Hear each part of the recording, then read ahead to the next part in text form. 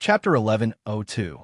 For the next few days, the company was much more peaceful. The higher-ups would also call Hellion Wei from time to time. The general idea was to ask Madame to keep an eye on President Zhu. If there was nothing else, she must not let the old man run to the company. Hellion Vivian felt that His Highness was very good at managing his subordinates. He could make people so afraid of him. In comparison, the group of rough men in her house were simply hooligans. However, sometimes hooligans were very useful. For example, trending. Push little boss up. I know that even if you don't tell me. Get out of the way. Watch me steal an account. What are you talking about? Just spend money to buy a topic. Hellion Vivian finally came back and saw that the rough men were holding laptops in their hands. Their expressions were very crazy. People who didn't know better would think that they were playing League of Legends, but in fact, they were just trying to gain popularity. Bailey Shanxia officially debuted and took on a web drama in which he played a little vampire. For Bailey Shanxia, this was simply acting in his own character. Unfortunately, the blood bag given to him by the film crew was filled with tomato juice, not fresh food. If it was hot blood, he would prefer to drink it. However, the trending photos weren't Bailey Shanxia's stills, but when Qing Shan went to visit, Bailey Shanxia was still wearing a 19th century tuxedo. His two white fangs were exposed, and he didn't care about the sun shining on him. He lowered his head and tied the straps on Qingshan's school bag. According to the rules that people in the industry wouldn't violate, the person who took the photo didn't take Qingshan's face. However, such a loving background image instantly flooded the entire internet. Thus, on this day, Bailey Shanxia had a new nickname, Nation's Brother. At 8 p.m. sharp, in the villa, rows of demons squatted in front of the TV, their eyes shining. When Hellion Vivian came back, she saw this scene. What are they doing? She couldn't figure it out, so she could only turn her head to ask His Highness. Beligaju only said 4 words, boosting ratings. Hellion Vivian silently turned her head and looked at those extremely serious and huge faces. Probably because the web drama started synchronizing, the demons' expressions became more and more focused. Even the butler in black clenched the tray in his hand and stared hard at the screen. A minute passed. Why haven't we seen His Highness? Fuck. A TV series to deceive demons. Bad review. Wait, don't get excited. Maybe His Highness, he's out. It really is His Highness. Look at the advertisement below. Send a message to XXX to support your favorite actor. We'll send a message now. Why are you sending a text message? Take a closer look at who the director is. What's the director to do? Let's form a team to scare him tonight and let him add scenes for Little Highness. These few minutes are not enough to fill the gaps between our teeth. Damn smart. Let's go. Let's go. The dark mass of demons floated away, forming a cloud that floated towards Dongshan. Hellion Vivian suddenly felt that whoever became the director of this series had 8 lifetimes of bad luck. Directing a web drama and being scared by demons, it was really tough. That night, the director of the series felt the deep malice of the world towards him.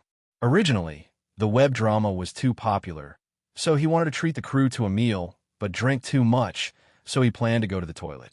Once he entered the toilet, the scene changed. Other than the frightening panting, there was a shadow that appeared behind him from time to time.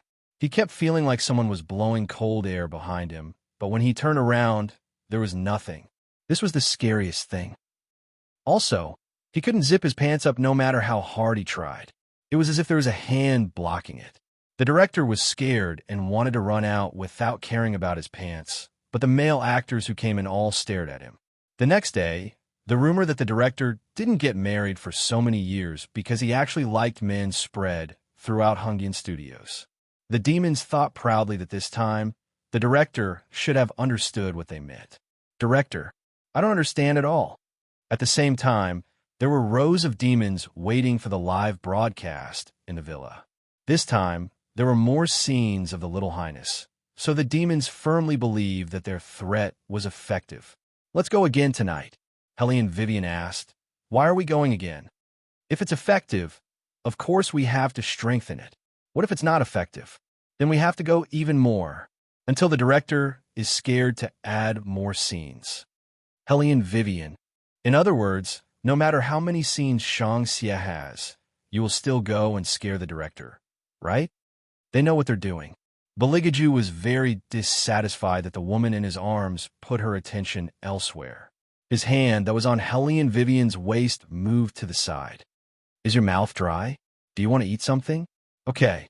Hellion Vivian's stomach didn't have any obvious changes, but her appetite was very good. She wanted to eat something cold. This pregnancy was obviously different from the previous ones. She was not interested in meat anymore.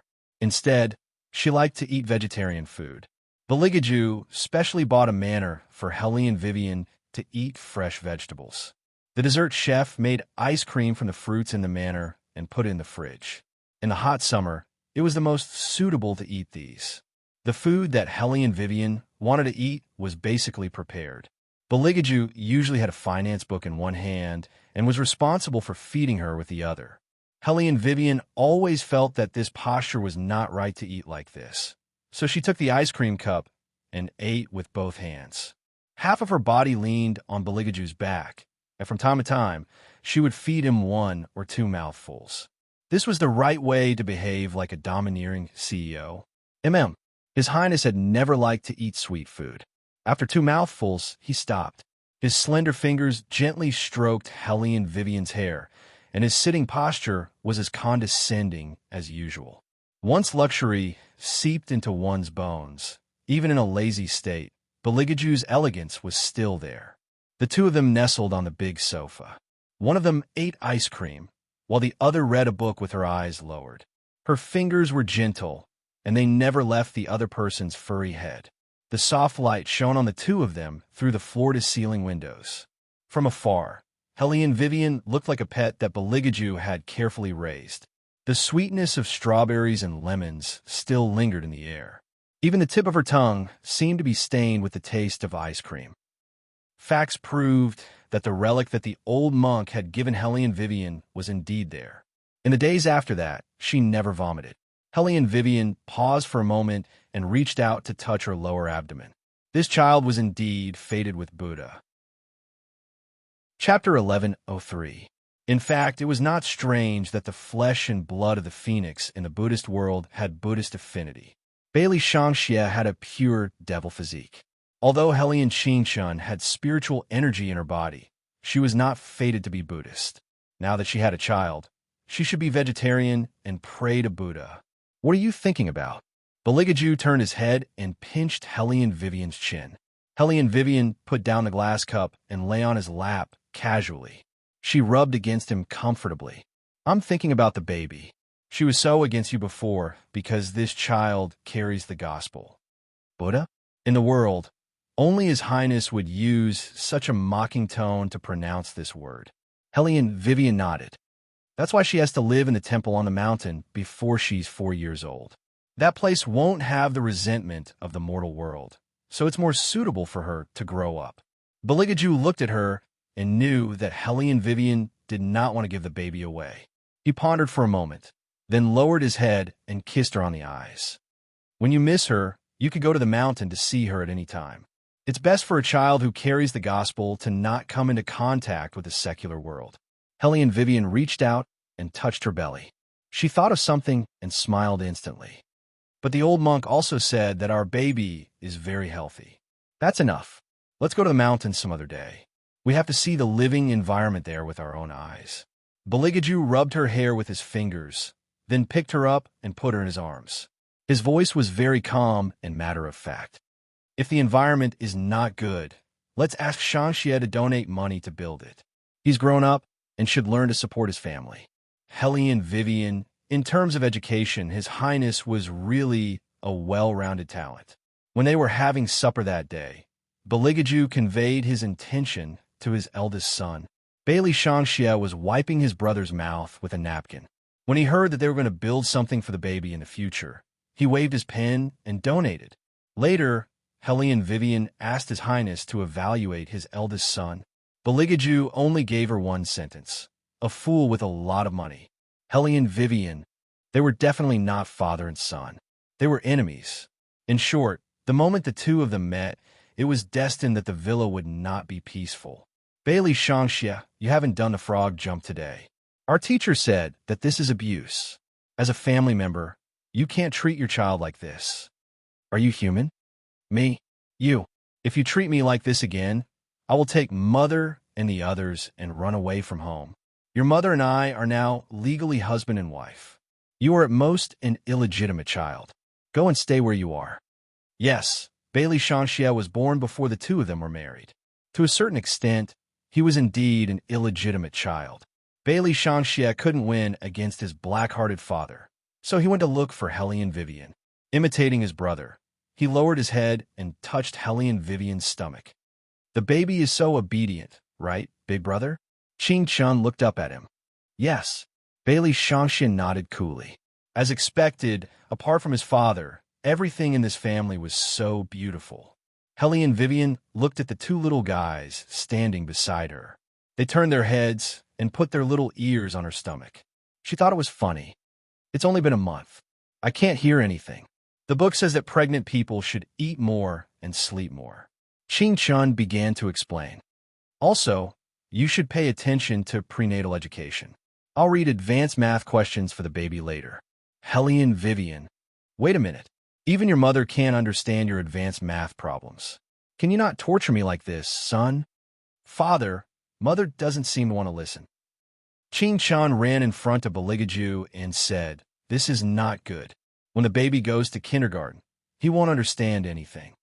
Bailey Jiaju's slender fingers flicked his little forehead and calmly asked in reply, are you sure that your imperial mother's IQ is high enough to understand those advanced numbers that you're talking about?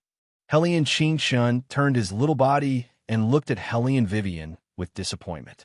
Then he shook his little head and walked away. It was as if he was a child who couldn't be taught. Hellion Vivian really wanted to pull the little one over and slap the table. If you have the ability, let's talk about how to make firearms. I'm good at this. What advanced math? What a waste of brain cells. Bailey Shanxia also felt that prenatal education was very important. Back then, he didn't do a good job of prenatal education and was tortured by his father every day. That was why he became like this now. It had to be said that Shangxia's self-awareness was very good. Mother, the best prenatal education for the baby is to stay away from father in the future. This was the conclusion that Bailey Shanxia came up with after thinking for a long time. Although it was a little worse than his wedding blessing, what he said was the truth.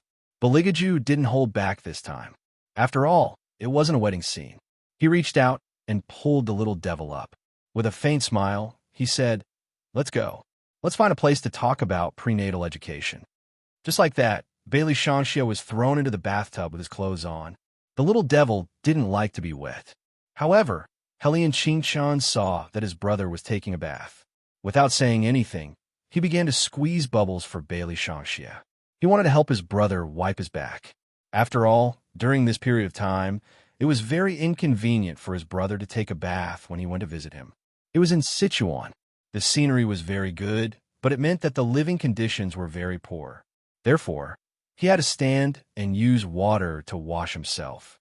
After Hellion Qing Chun inspected the shooting site, he decided that in the future, he would bring money into every drama that his brother filmed. He heard that the game coins that Uncle Monkey and the others gave him could be exchanged for hundreds of thousands of real money. The guns that Brother L gave him were also very valuable. He saved up his pocket money every year. It should be enough to support his brother. After all, his brother was a newcomer. If he didn't bring money into the production, what if he met someone who wanted to sleep with him in the future? After the little one helped his brother wash his back, he told Hellion Vivian about his worries. Hellion Vivian no longer doubted that there was a problem with her education. She just wanted to ask, does anyone dare to sleep with your brother? That group of demons would have to dig up their ancestral graves. It's best that they don't dare. Otherwise, I would have to find a way to make them go bankrupt. After Qing Chun said this sentence very seriously, he lowered his head and kissed Hellion Vivian's stomach. Baby, big brother, and little brother are going to sleep. You should go to bed early too. You have to listen to Beauty Vivian. Good night. Hellion Vivian was already very attracted by the little boy's cute appearance in the morning. She hugged his little body and kissed him for a while. She was once again warned by her son not to molest the little fresh meat. In this regard, Hellion Vivian was very disapproving. However, when she was sleeping, she felt her stomach move very slightly. Chapter 1104.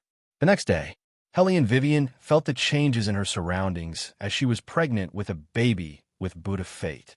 First, some goldfish began to toss around inexplicably, as if they were about to jump over the dragon gate. Then, the devil dog no longer approached her, but went to his highness.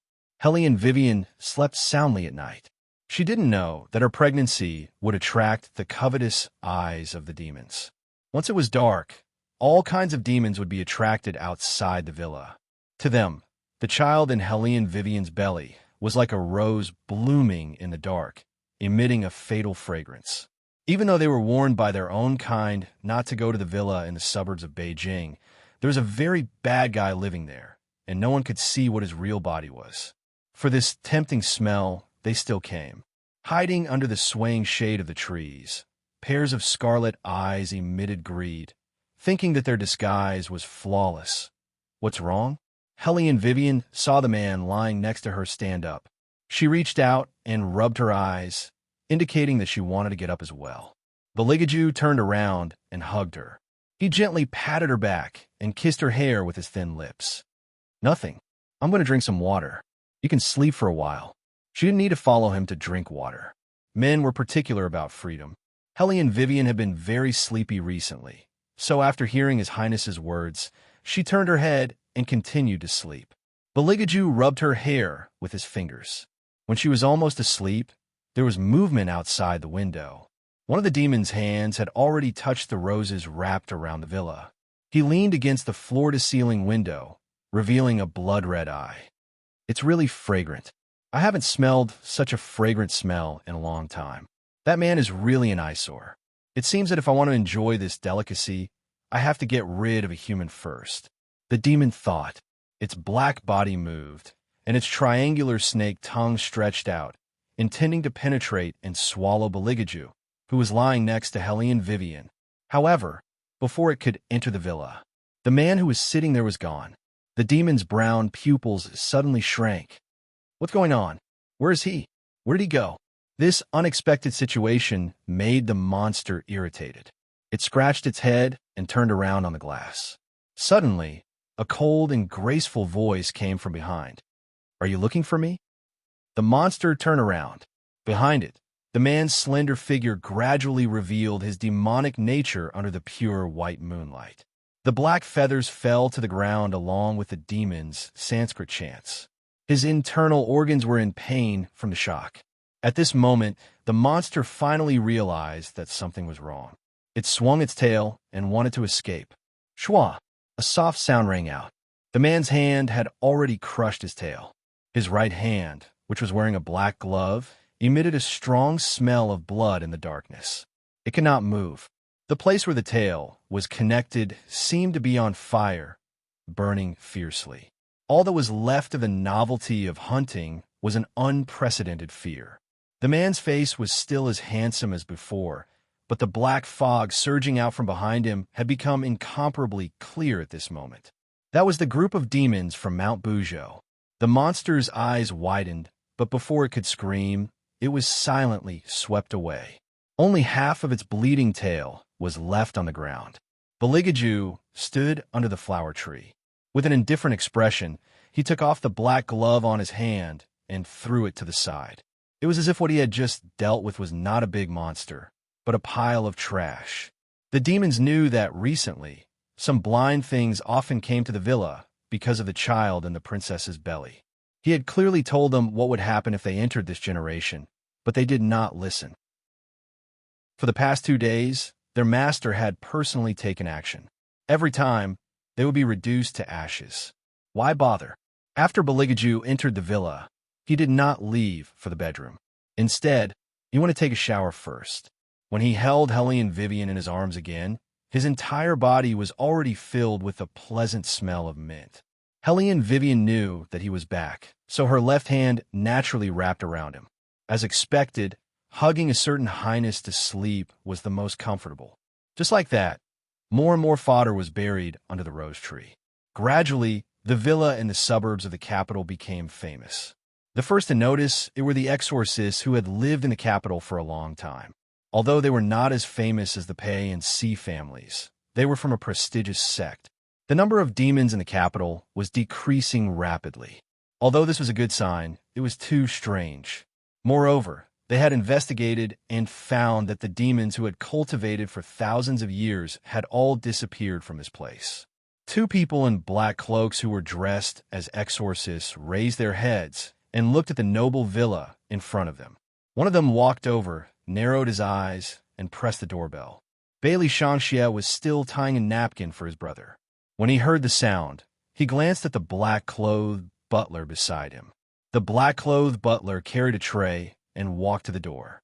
The door slowly opened, and the two exorcists who were covered in spiritual aura entered his sight. They seemed to be chasing someone. There was still some mud on the soles of their shoes. "May I ask who the two of you are?" The two exorcists were dressed very formally. One of them was even holding an exorcist gun in his hand. He moved the gun to his left and smiled. "Hello, sir. We are the special police. We are chasing a fugitive. He should be around. We were worried that he would run into the villa, so we want to come in and take a look to ensure his safety. Since they are the police, let them in." It was clearly a child's voice, but there was an indescribable evil in it. The exorcist looked to the side and saw Bailey Shangxia, who was sitting at the dining table and feeding his younger brother. Bailey Shangxia was now a popular child star in the mainland. He was wearing the tiger head pajamas that his brother had bought for him. He did not look as cold as he did on the screen. However, the two exorcists still felt that something was wrong. Would an ordinary child speak in such a tone? Even if the other party was a star, wasn't he a little too mature? "What do the two of you want to investigate?" Bailey Shanxia wiped the corner of his mouth. Although the appearance of his thin lips was slightly curved, it still gave people the feeling that he was up to no good. The exorcists looked at each other and smiled. "We're just looking. There shouldn't be a problem with the first floor. The doors and windows are all locked, and it is very empty. The second floor looks a little deep. I wonder who lives there. It's my father and mother." Bailey Shangxia stood up. Although he was still very young, he gave people an indescribable sense of oppression. "The two of you shouldn't be the police, right?" Chapter 1105. The exorcist's expression changed. He slowly turned his head, as if he was worried that his identity would be exposed. Bailey Shangxia was still smiling. He held a transparent glass cup in his small hand, but there was a black gemstone ring on his thumb. He looked luxurious everywhere. "I'm just joking. Why did you stop?" The exorcists also laughed dryly. Bailey Shangxia continued, "But you can't go upstairs. My mother is still sleeping. She's pregnant recently and needs to rest." They couldn't go to the second floor? The exorcists paused and looked at each other again. "Little friend, we're worried that there will be criminals hiding on the second floor. After all, the space up there is big. Sometimes criminals will specially choose this kind of place to attack. It's better to search." Bailey Shangxia glanced at them and then slowly put down the white napkin. His voice was very calm. "Since you insist, I'll bring the two of you up to walk around." As he spoke, he lowered his head and said to Qingshun, "Brother will be back soon. Go and ask mother to go downstairs to eat breakfast. Don't eat beef anymore. Your stomach can't digest it later. You have to eat digestive tablets. You don't like that taste." "Okay." Qingshun was wearing cow pajamas. She stopped eating when she said she would. She was very obedient. Her white and tender little tail even made a sound when she ran. When the two exorcists saw this scene, they felt that this villa was even more strange. There were so many unclean things around, but only this place didn't have a trace of demonic aura. Moreover, the demons they caught along the way had said that the demons that disappeared for no reason recently were all gone because they went to the villa. But why were the two children here not affected at all? Moreover, they were even more polite than ordinary children. "What does the two of you look like?" Bailey Shangxia led the two of them into the depths of the villa and asked casually, "I don't think the news mentioned it." The exorcists were still looking around in the dark. When they heard his question, their gazes landed on his little tiger's head. "It's a big guy. It's very cruel when it kills people. It's better if you don't see it." "Oh." Bailey Shangxia stood at the side, his eyes shining. I hope you can find that criminal soon and bring him to justice. However, my mother doesn't like the smell of blood, especially now that she's pregnant. So, it's better for the two of you not to come to the villa so easily during this period of time." The warning was so obvious that it was hard to ignore. The exorcists narrowed their eyes and looked at the little boy in front of them again. However, he just smiled evilly. "We should be almost done. My father taught me that I must know how to treat guests. The housekeeper has prepared tea and snacks. If you two don't mind, you can stay and have some." The exorcist desperately wanted to know what this little brat was up to. "There's something wrong with this celebrity child." One of the exorcists lowered his voice. The other exorcist nodded and stroked his own exorcist spear. "Right, I forgot to remind the two of you." Bailey Shangxia turned around and looked at the person holding the spear. "Our family doesn't like to use force the most, so it's best for the police uncle to put away this spear. Otherwise, when the time comes, the spear will be gone, and so will the person." The exorcist's arm suddenly froze. Bailey Shangxia continued to lead the way. The moment he lowered his eyes, an evil light emitted from them. It was a pity that such delicious people couldn't be eaten. It was his principle not to kill in front of his mother. The exorcists walked around, but didn't find any energy in the villa. But it was because of this that they became more and more flustered. Those who understood yin and yang knew that the more powerful a person was, the better they were at hiding their aura. This place was obviously clean. It didn't seem like it. And this celebrity boy in front of them was definitely not simple. In the living room on the first floor, Helene Vivian sat on the dining chair and watched her eldest son come down with two people dressed as exorcists. She raised her eyebrows. "There are guests at home." The two uncles said that they are the police. After Bailey Shangxia finished speaking, he took the small spoon in Qingqin's hand, scooped a piece of cream mousse for her, and fed it to her younger brother. The invisible coldness around them finally disappeared, and the two exorcists gradually relaxed their grip. "Hello, madam. We are here to catch criminals. Recently, this area has not been very peaceful. I wonder if you have noticed anything strange when you sleep at night?" Helene Vivian chuckled. "No, I sleep very well every night. What about other situations? For example, do you hear any abnormal sounds?" The exorcist asked. There had to be something wrong. When Helene Vivian heard this, she put down the wooden chopsticks in her hand with a hint of playfulness.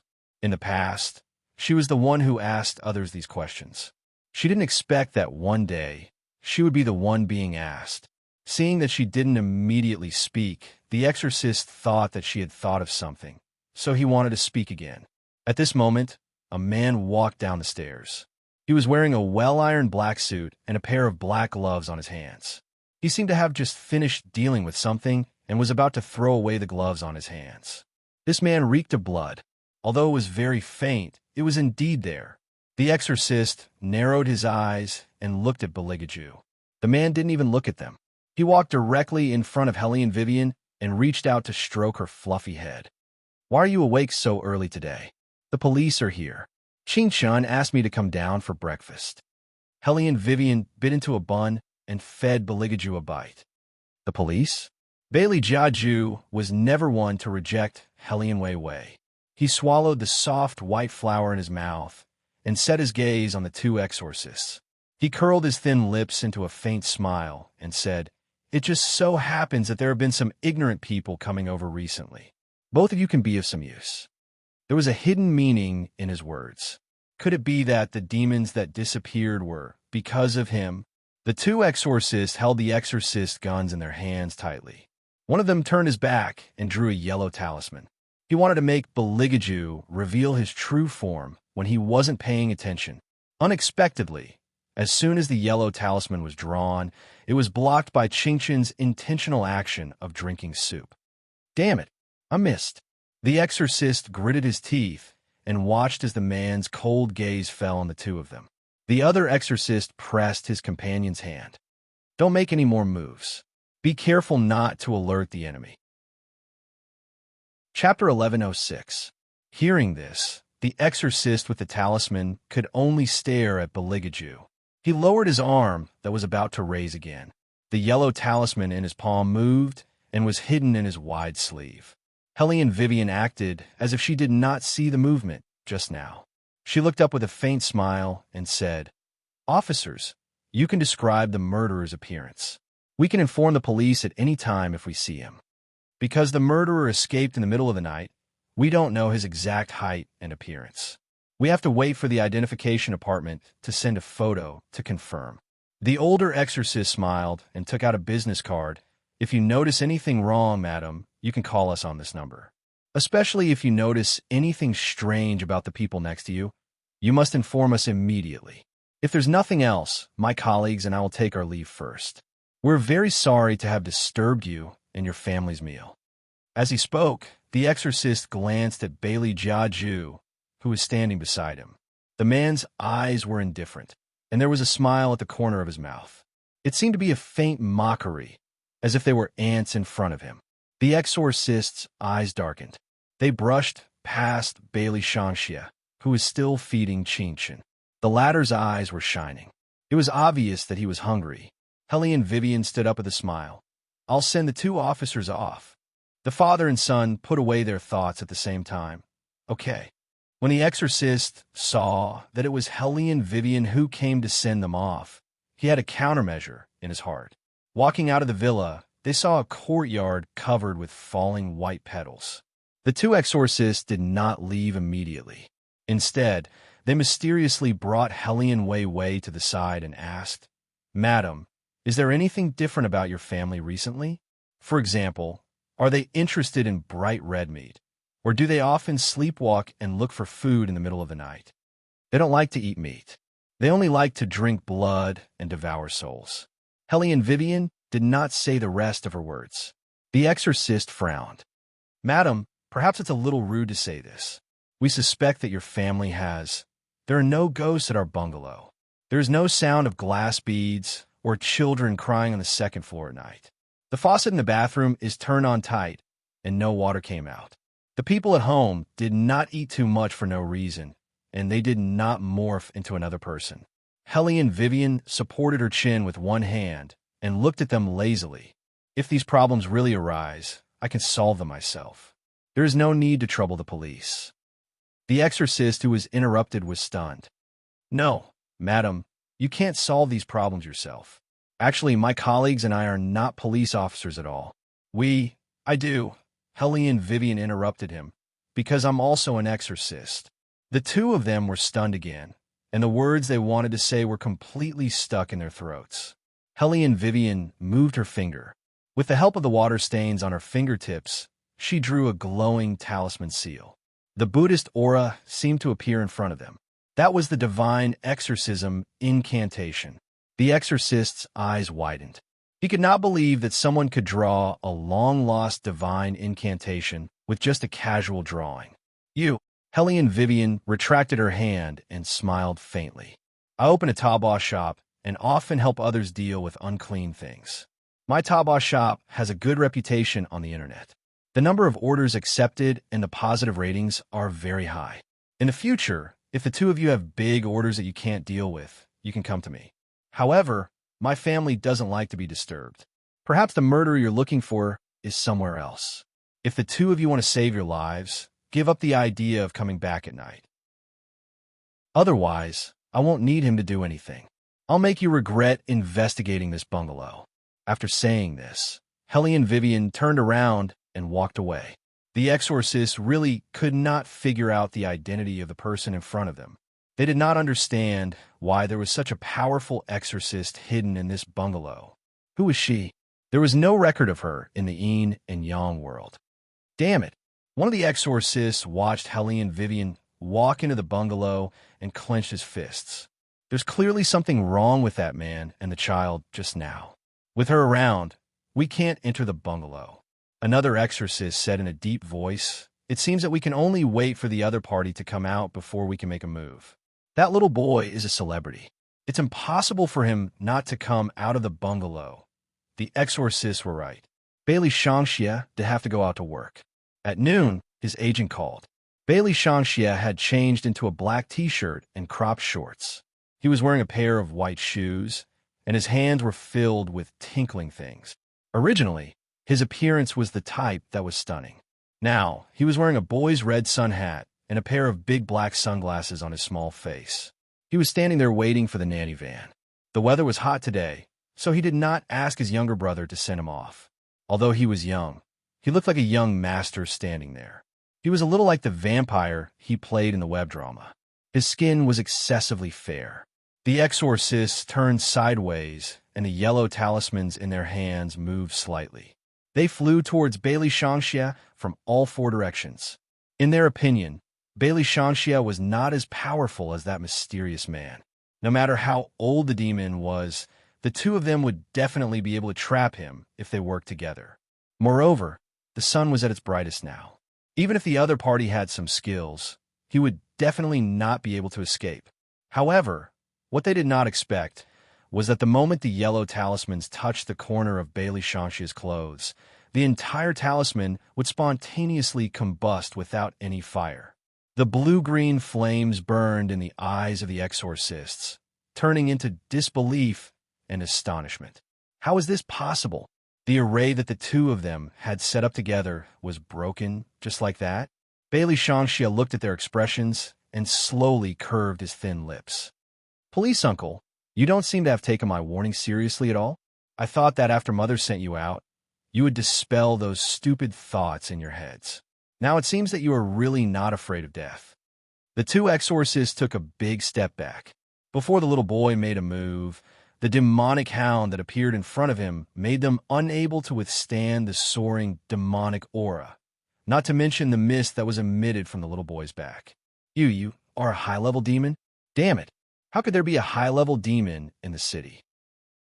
And he was actually the most popular youth idol. Bailey Shangxia had no intention of killing these two people. Looking at their chaotic breaths, he just turned sideways and continued to wait for the car. His side profile was very cool. "You can't even beat me, and you still want to deal with my father. I advise you to give up early and not disturb my mother's pregnancy." Chapter 1107. You're all demons. Your mother and brother are both humans. The exorcist clutched his chest in discomfort. They never thought that they would be suppressed by a little boy to the point of being unable to move. Moreover, the real powerful person had not even made a move yet. Humans and demons walk different paths. You shouldn't live together at all. The exorcist roared the last sentence in a deep voice. It was also this sentence that made Bailey Shangxia's beautiful almond-shaped eyes narrow dangerously. "You're courting death. Brother, don't listen to them." A clear and tender voice sounded from behind the three of them. It turned out that Hellion Qingshun was worried that Bailey Shangxia would be bitten by mosquitoes while filming outside. She ran out of the villa with a bottle of toilet water in her two little hands. Compared to Bailey Shangxia, his whole body exuded the scent of a human. The exorcist endured the pain and said, "Little kid, we're doing this for your own good. Your brother is still young now. When he grows up, he will hunt. High-level demons like human souls the most. The closer a person is to them, the more they will become their target. Other than your mother, you're the most dangerous." Hearing the exorcist's words, Bailey Shangxia had the thought of killing for the first time in his life. His eyes were stained with blood. He would never hurt his brother and mother. Looking at Bailey Shangxia's expression, Hellion Qingxin knew that his anger was rising. She tiptoed and reached out to touch Bailey Shangxia's head, just like when she was in her mother's stomach. It was only then that Bailey Shangxia calmed down. The redness in his eyes had also faded a lot. He pulled the little one's hand down and instructed sternly, "Hurry up and go back. The sun is shining brightly outside. It's too hot." In Bailey Shangxia's heart, no one in the world was as obedient as his brother and the baby that was about to be born. They must be raised well. Yes, Hellion Qingxin had always been a little gentleman, but this did not mean that he was someone to be trifled with. The little one walked in front of the two exorcists and stopped in his tracks. "If you still want to develop your exorcism career here, it's best that you don't come and affect my family's lives. As for what you said, I don't believe that my brother would lose his mind and hurt me and my mother. With Imperial Father around, such things will not happen. Moreover, my brother is wearing black earrings that suppress the magic in his ears. He is not a killing machine. He knows who can and can't kill. My brother is very good to me. If you are being unreasonable, I will let you taste the taste of bankruptcy. An exorcist was not a saint. There was no one in the world who did not love money. Moreover, things are different now. The more outstanding an exorcist group was, the more money they needed. Only then could they interact with the upper class of society and eliminate the remaining demons in the city more conveniently. However, the two exorcists had never expected to encounter such a situation. How could humans stand on the side of demons? Although they had formed a family, their innate nature could not be changed. Demons were destined to only feed on souls and blood. These two people could not be safe for the rest of their lives. It was not that they had not encountered similar situations before. Under normal circumstances, after knowing that the other party was a demon, no human would have the courage to continue living with them. Because one day, if they didn't face separation, they would be eaten. The latter was very likely. After all, demons never took human lives seriously. But Hellion Chinchin's protection was so obvious that there was even a hint of hostility in it. This made it impossible for the two exorcists to find a breakthrough. They thought they understood demons, but how could they know? Once there was someone they wanted to protect, whether it was a human or a demon, they would learn to restrain themselves. The kind of restraint that would rather hurt themselves than let the other party get sunburned. This was how Bailey Shangxie treated his family. Not to mention how His Highness restrained Hellion Vivian.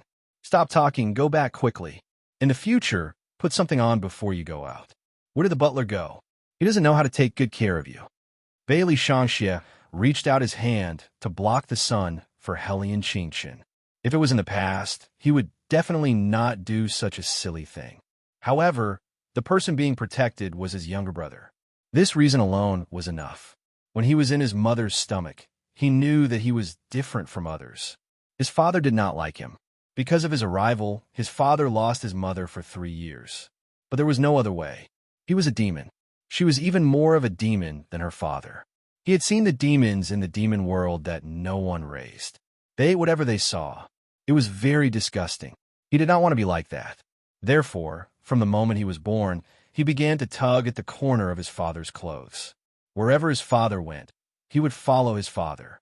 Because in the future, as long as he followed his father, he would see his mother and brother again one day.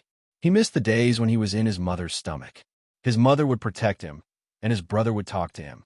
However, he thought about it carefully and realized that he did not like humans. He felt that humans were too dirty.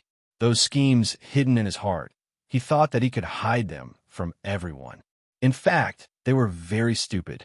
Humans were also afraid of him. Once his eyes emitted a red light, they would look at him as if he was a monster. It was clear that he did nothing.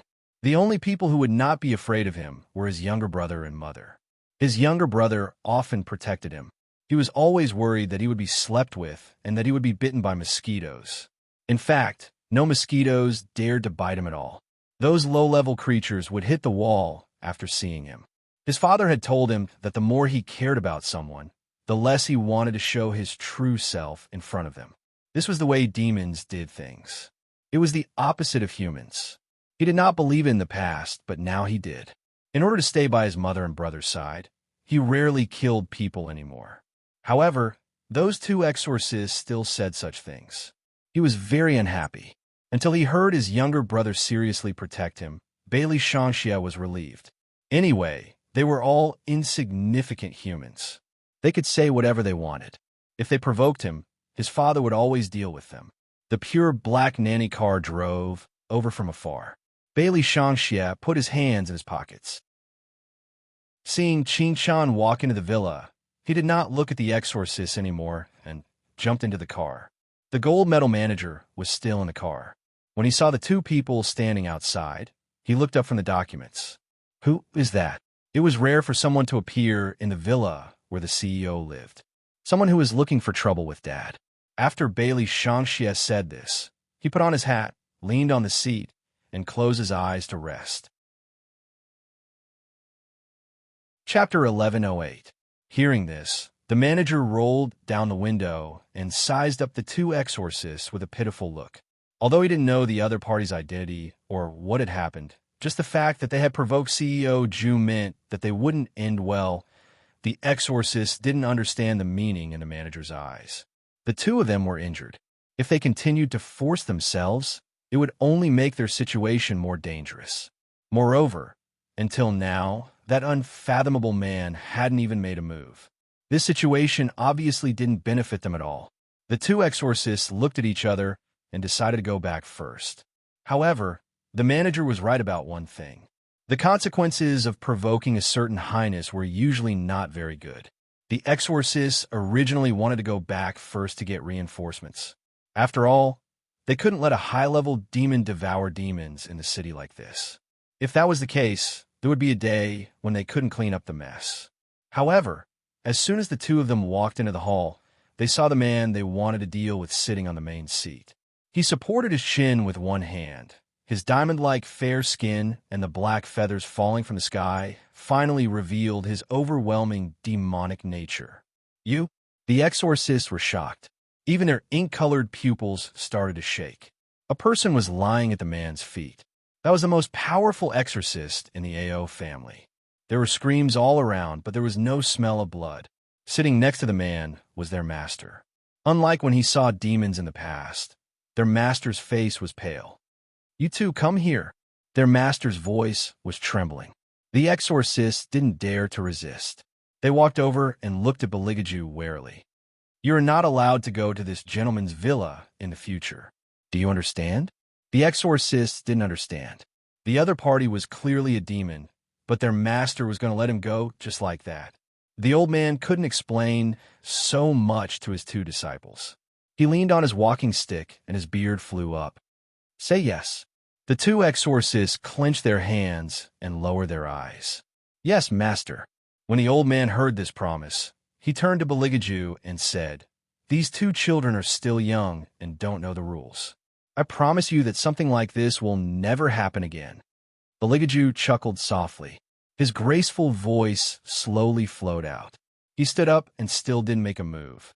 The surging black fog behind him transformed into thousands of demons and demons, sweeping towards the two exorcists.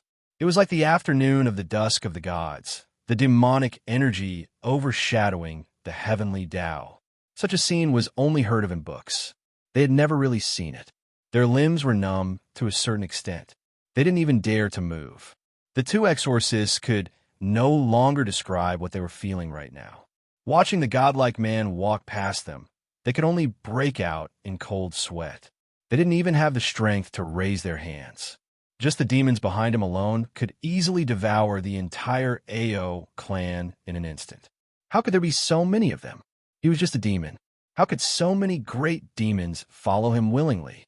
The exorcists had too many questions to ask, but most of them were unwillingness. After Beligaju left, the temperature in the room seemed to have returned. The bone-chilling coldness finally disappeared. But it was because of this that the two exorcists felt very incompetent. "Master, why didn't you let us make a move?" The old man glared at them. "You still want to make a move? Do you know who that person is? Why did you make a move? Do you think you're living too peacefully? Do you want to die?" The two exorcists knew that their master was right. The pressure on their chests was still there. The scene just now was unforgettable. The old man stroked his chest and continued. "Why do you think he appeared here? He even arrived here earlier than you. He's using this method to tell you that if he wants to crush the AO family, it's just a matter of raising his hand. Do you still want to make a move on him? Do you want the entire AO family to die with you?" Hearing this, one of the exorcists finally calmed down. He thought for a moment and asked, "Master, who is he?" "The king who fell from the heavenly Tao into the demon world." The old man's voice was long. "You, and I should be glad that he has something to hold him back now. Otherwise, according to his temper back then, from the moment you stepped into the AO family, you would only see a pile of flesh and bones." The exorcists widened their eyes. "Hold him back? Master, are you talking about the mother and son in the villa?" "That's right. That's the hold that reminds him not to make a move. Unlu, listen to me. You can investigate anywhere, but don't investigate the villa." The old man's eyes were shining. As long as that mother and son pair make a mistake, the world will be in chaos. That has never been his weakness, but what little humanity he has left. He hasn't massacred the AO family now because he doesn't want his wife to be unhappy. But if you still dare to disturb their lives, the AO family will be gone. The two young exorcists were a little stunned when they heard that. They had always thought that if they lived with a demon, they would definitely die without a complete corpse. But who would have thought that this would be the result? Could a human really hold back a demon? After the old man finished instructing them, he was still worried, so he called for someone to let these two juniors rest. Although he was old, he had only heard of that person. Today, when he saw him, he knew that other than having the evil of a demon, he also had extraordinary means. He didn't kill his two disciples in the villa. Instead, he went straight to the AO family. Did he want to test them? Not at all. He was telling them, once he makes a move, he will immediately eliminate the entire AO family. This was even more ruthless than directly beating their two disciples into ashes in the villa. He was the most elegant man in the world, but he was incomparably terrifying. If the AO family still wanted to have what they had now, they must not provoke this person. The hour hand slid across the smooth surface. Hellion Vivian woke up from her afternoon nap and sat on the soft carpet with Qingshun, playing Plants vs. Zombies. During this time, Qingshun woke up 3 times to get fruits for Hellion Vivian. Eat more. Beligaju was not here, so Qingshun consciously took the responsibility of taking care of Hellion Vivian. One of the reasons was to let her eat more. Hellion Vivian blocked the little one's hand, raised her eyebrows, and asked, "Where is your father?" Little Qingshun lied without batting an eyelid. He said he was going to discuss a business deal. Chapter 1109. Discuss business? Hellion Vivian seemed to have thought of something. She slapped her forehead, and her long hair fell down. She looked very lazy and beautiful. "Oh no, the people from Ju Wei Group begged me to let your father go to the company as little as possible." Qingshun was very calm. "It's okay. I think father should be discussing business outside the company this time." "Is that so?" Hellion Vivian looked at her youngest son and smiled softly, as if she knew everything. "All right, no matter what business he's talking about, let's talk about your education first. Do you really not want to go to kindergarten?" Speaking of this, Qingshun was still a little troubled. "Originally, I planned to go to school slowly, but I calculated that if that's the case, I still have 13 years before I can come out to earn money. Now that there are so many people around brother who have designs on him, it's time to use money. Moreover, mother, you're pregnant, so I have to earn money first. You know, it's not easy to support a family." Hellion Vivian, you're just a 4-year-old child.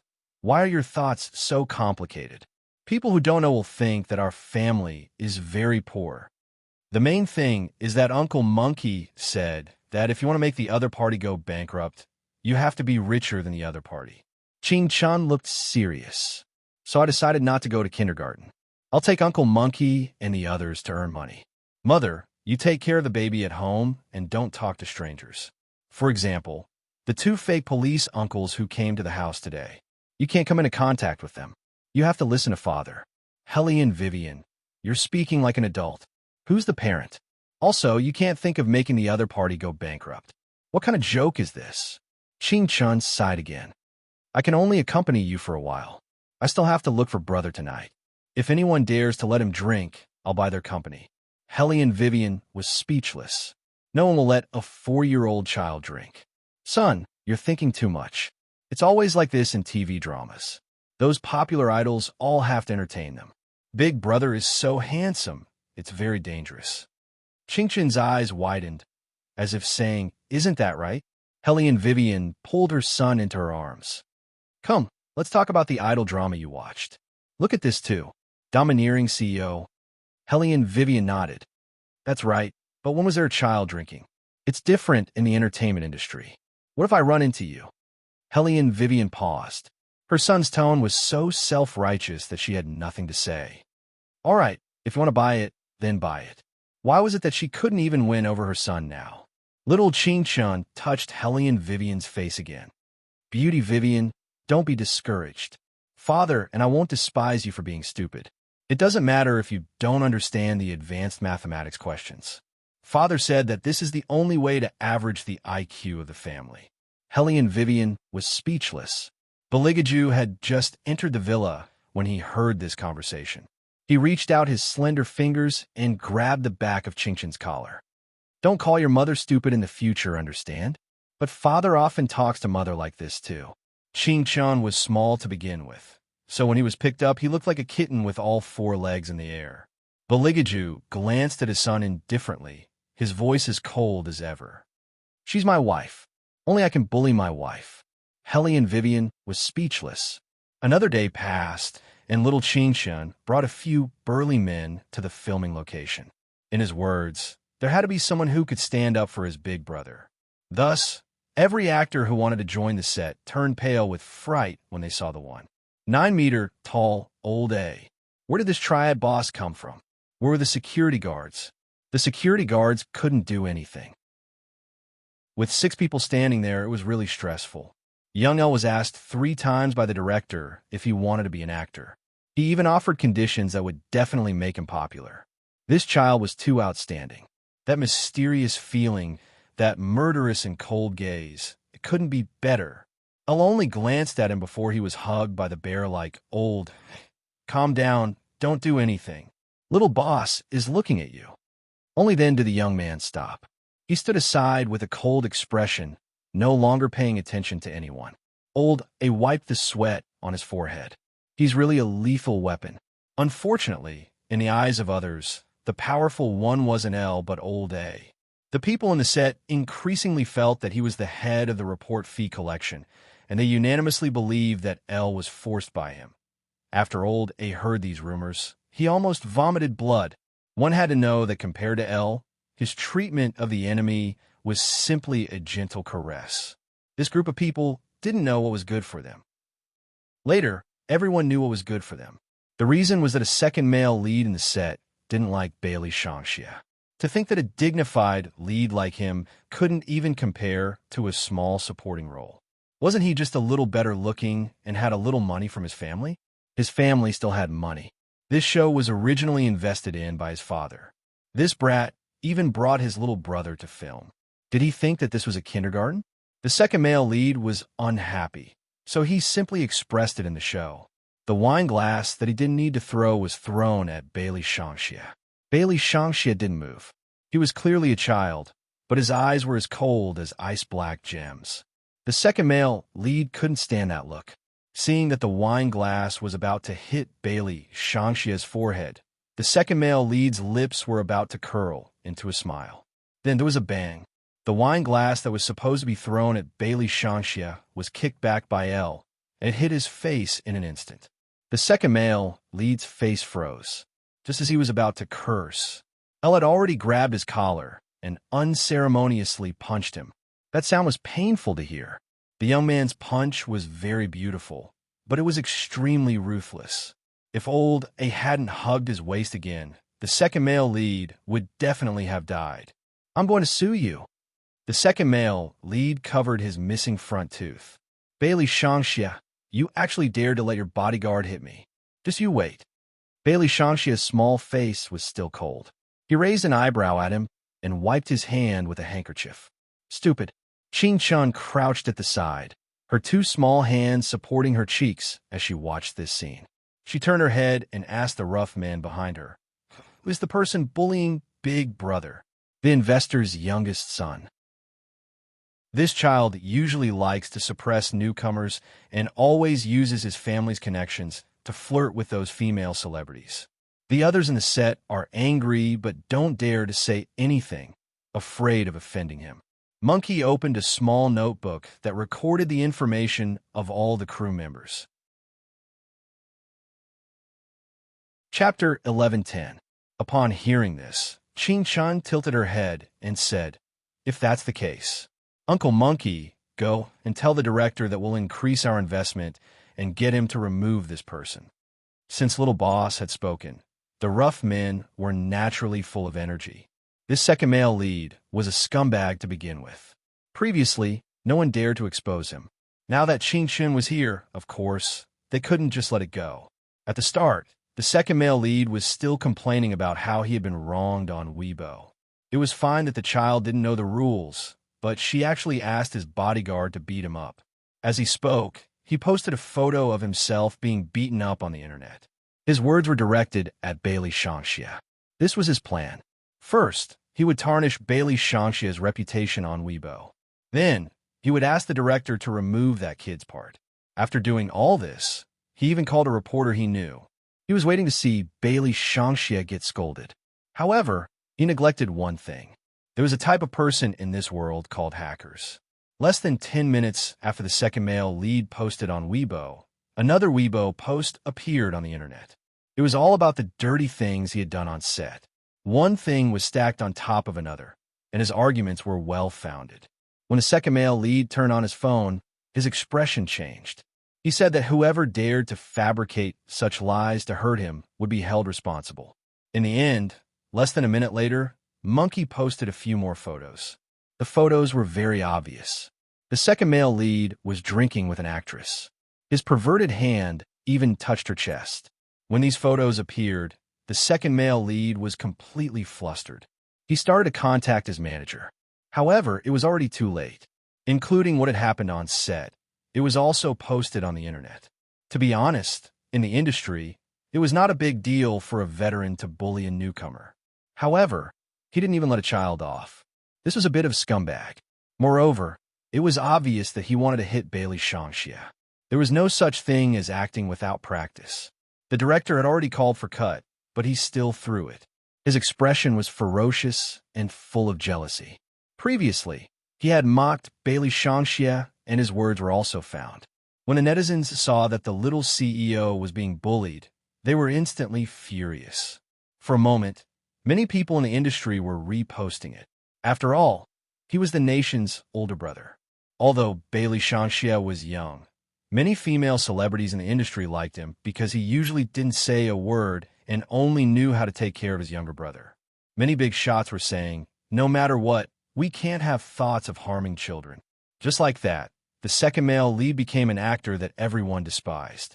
Even half of the commercials that he had previously negotiated were withdrawn. You're asking for a reason? The wives of advertisers were all fans of the nation's brother. That was how willful he was. Qing Shun didn't expect her brother to be so popular. He hadn't even started to attack, but all the cute sisters and aunties were already on their side. She even told her brother to focus on filming and take care of him. Qing Shun was still eating when she saw the post on Weibo. Bailey Shangxia must have fed her. After thinking for a while, he took a photo and posted it. "Big brother takes good care of me. He gave me all the shrimp dumplings. I'm so full now. I'm rubbing my tummy." A white bear t-shirt and soft little hands. When the netizens saw the post, they knew that the person who posted it was Qing Shun. Their faces were full of cuteness. The little CEO only posted one word on Weibo. That's right, it was a huh. Although it was only one word, the little CEO could often express a cold tone. As expected of her older brother, he was always cool. His style was completely different. He was shown off by the two little people again. The second male lead was still struggling, but before he could recover, the production team informed him that he didn't have to go anymore. "Are you kidding me? Get the director, that old guy, to talk to me. Do you know who I am? Without my father's investment, do you think you can film anything?" It was also an investment, but Qing Chan was more sensible than him. When she saw the director's assistants, she would greet them politely. However, this person really didn't know how to respect others at all.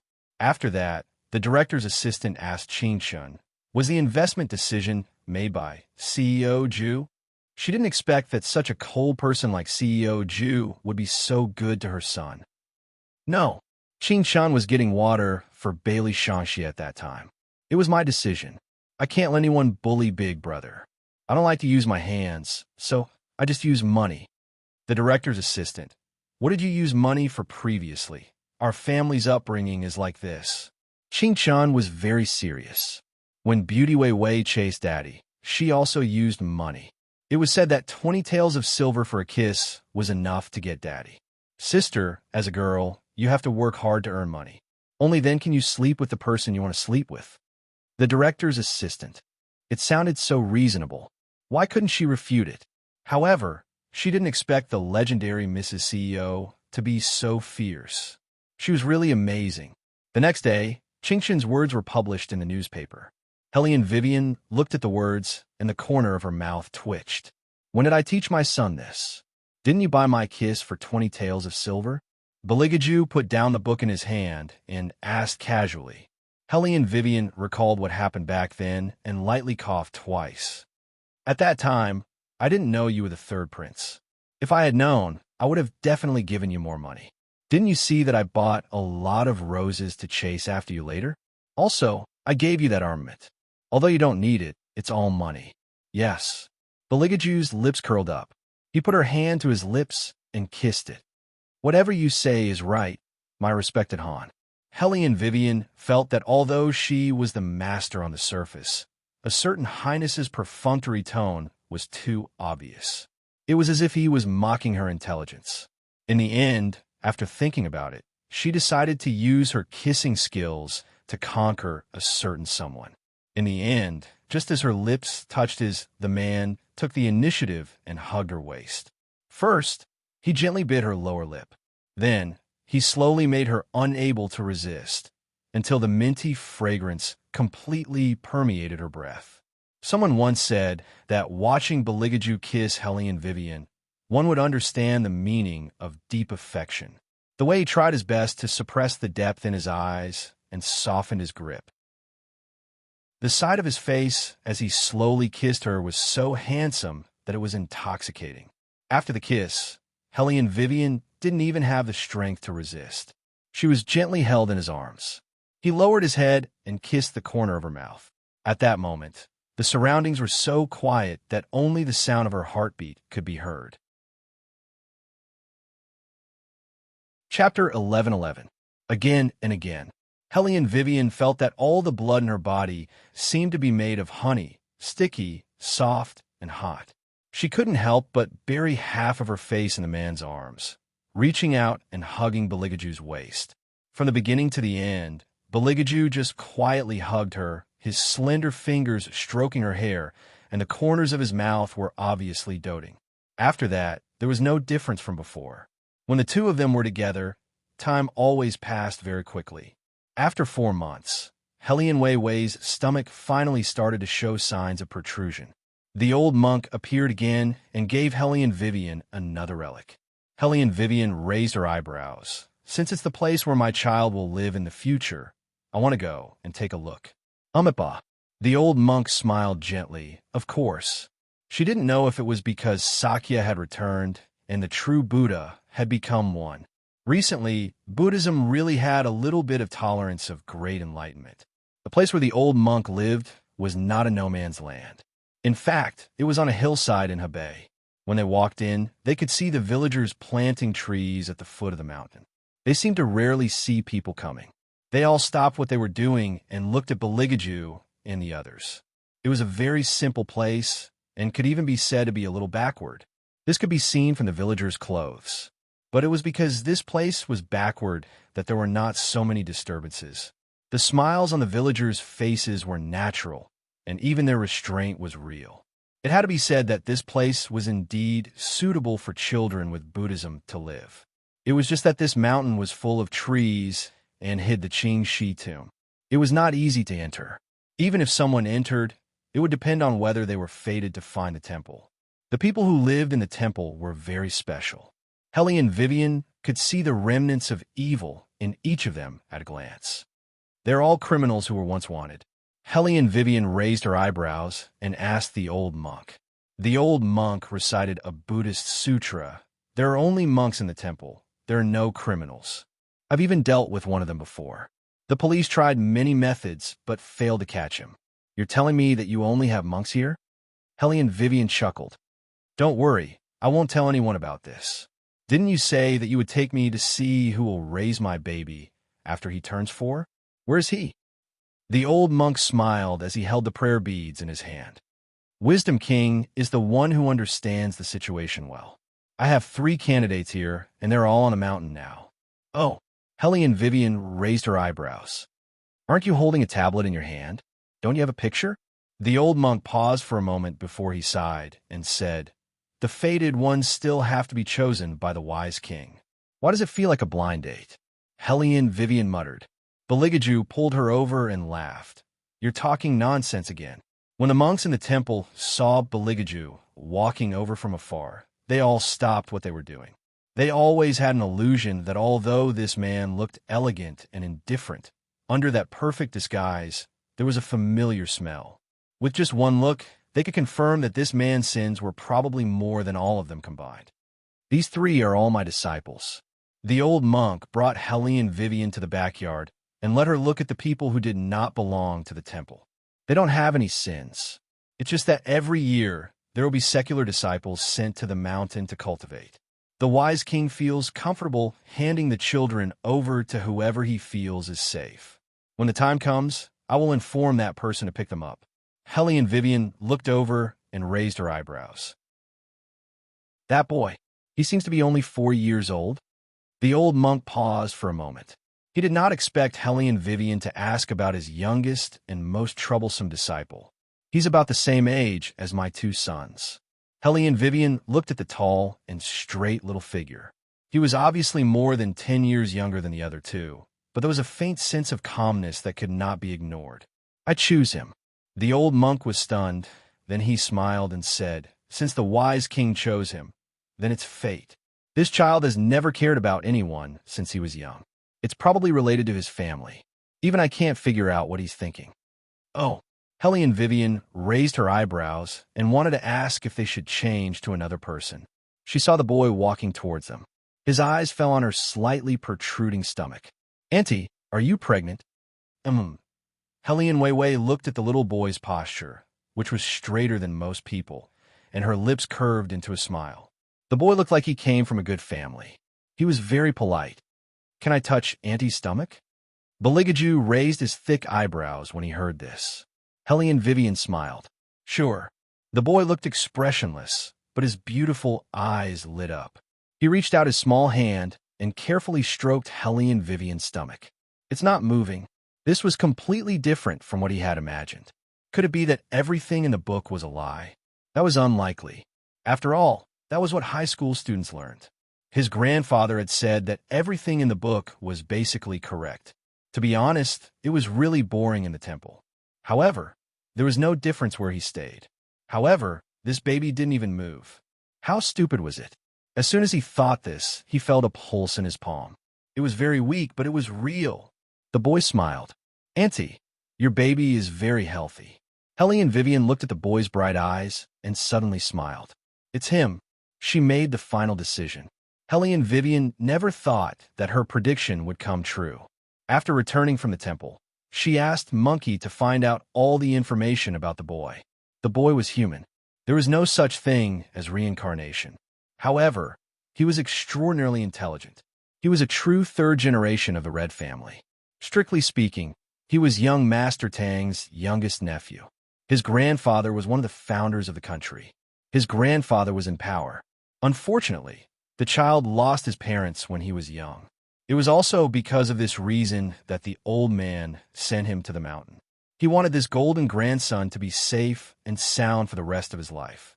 After reading the information, Hellion Vivian felt that the boy was very suitable. The older generation doted on their children. Even if the baby passed away in the future, he wouldn't grow up bad. More importantly, the boy's family were all soldiers. In Huaxia, the blood of real soldiers flowed with innate integrity. Hellion Vivian was very relieved to leave it to this family. However, there was one thing that she didn't expect at all. It happened more than 10 days later.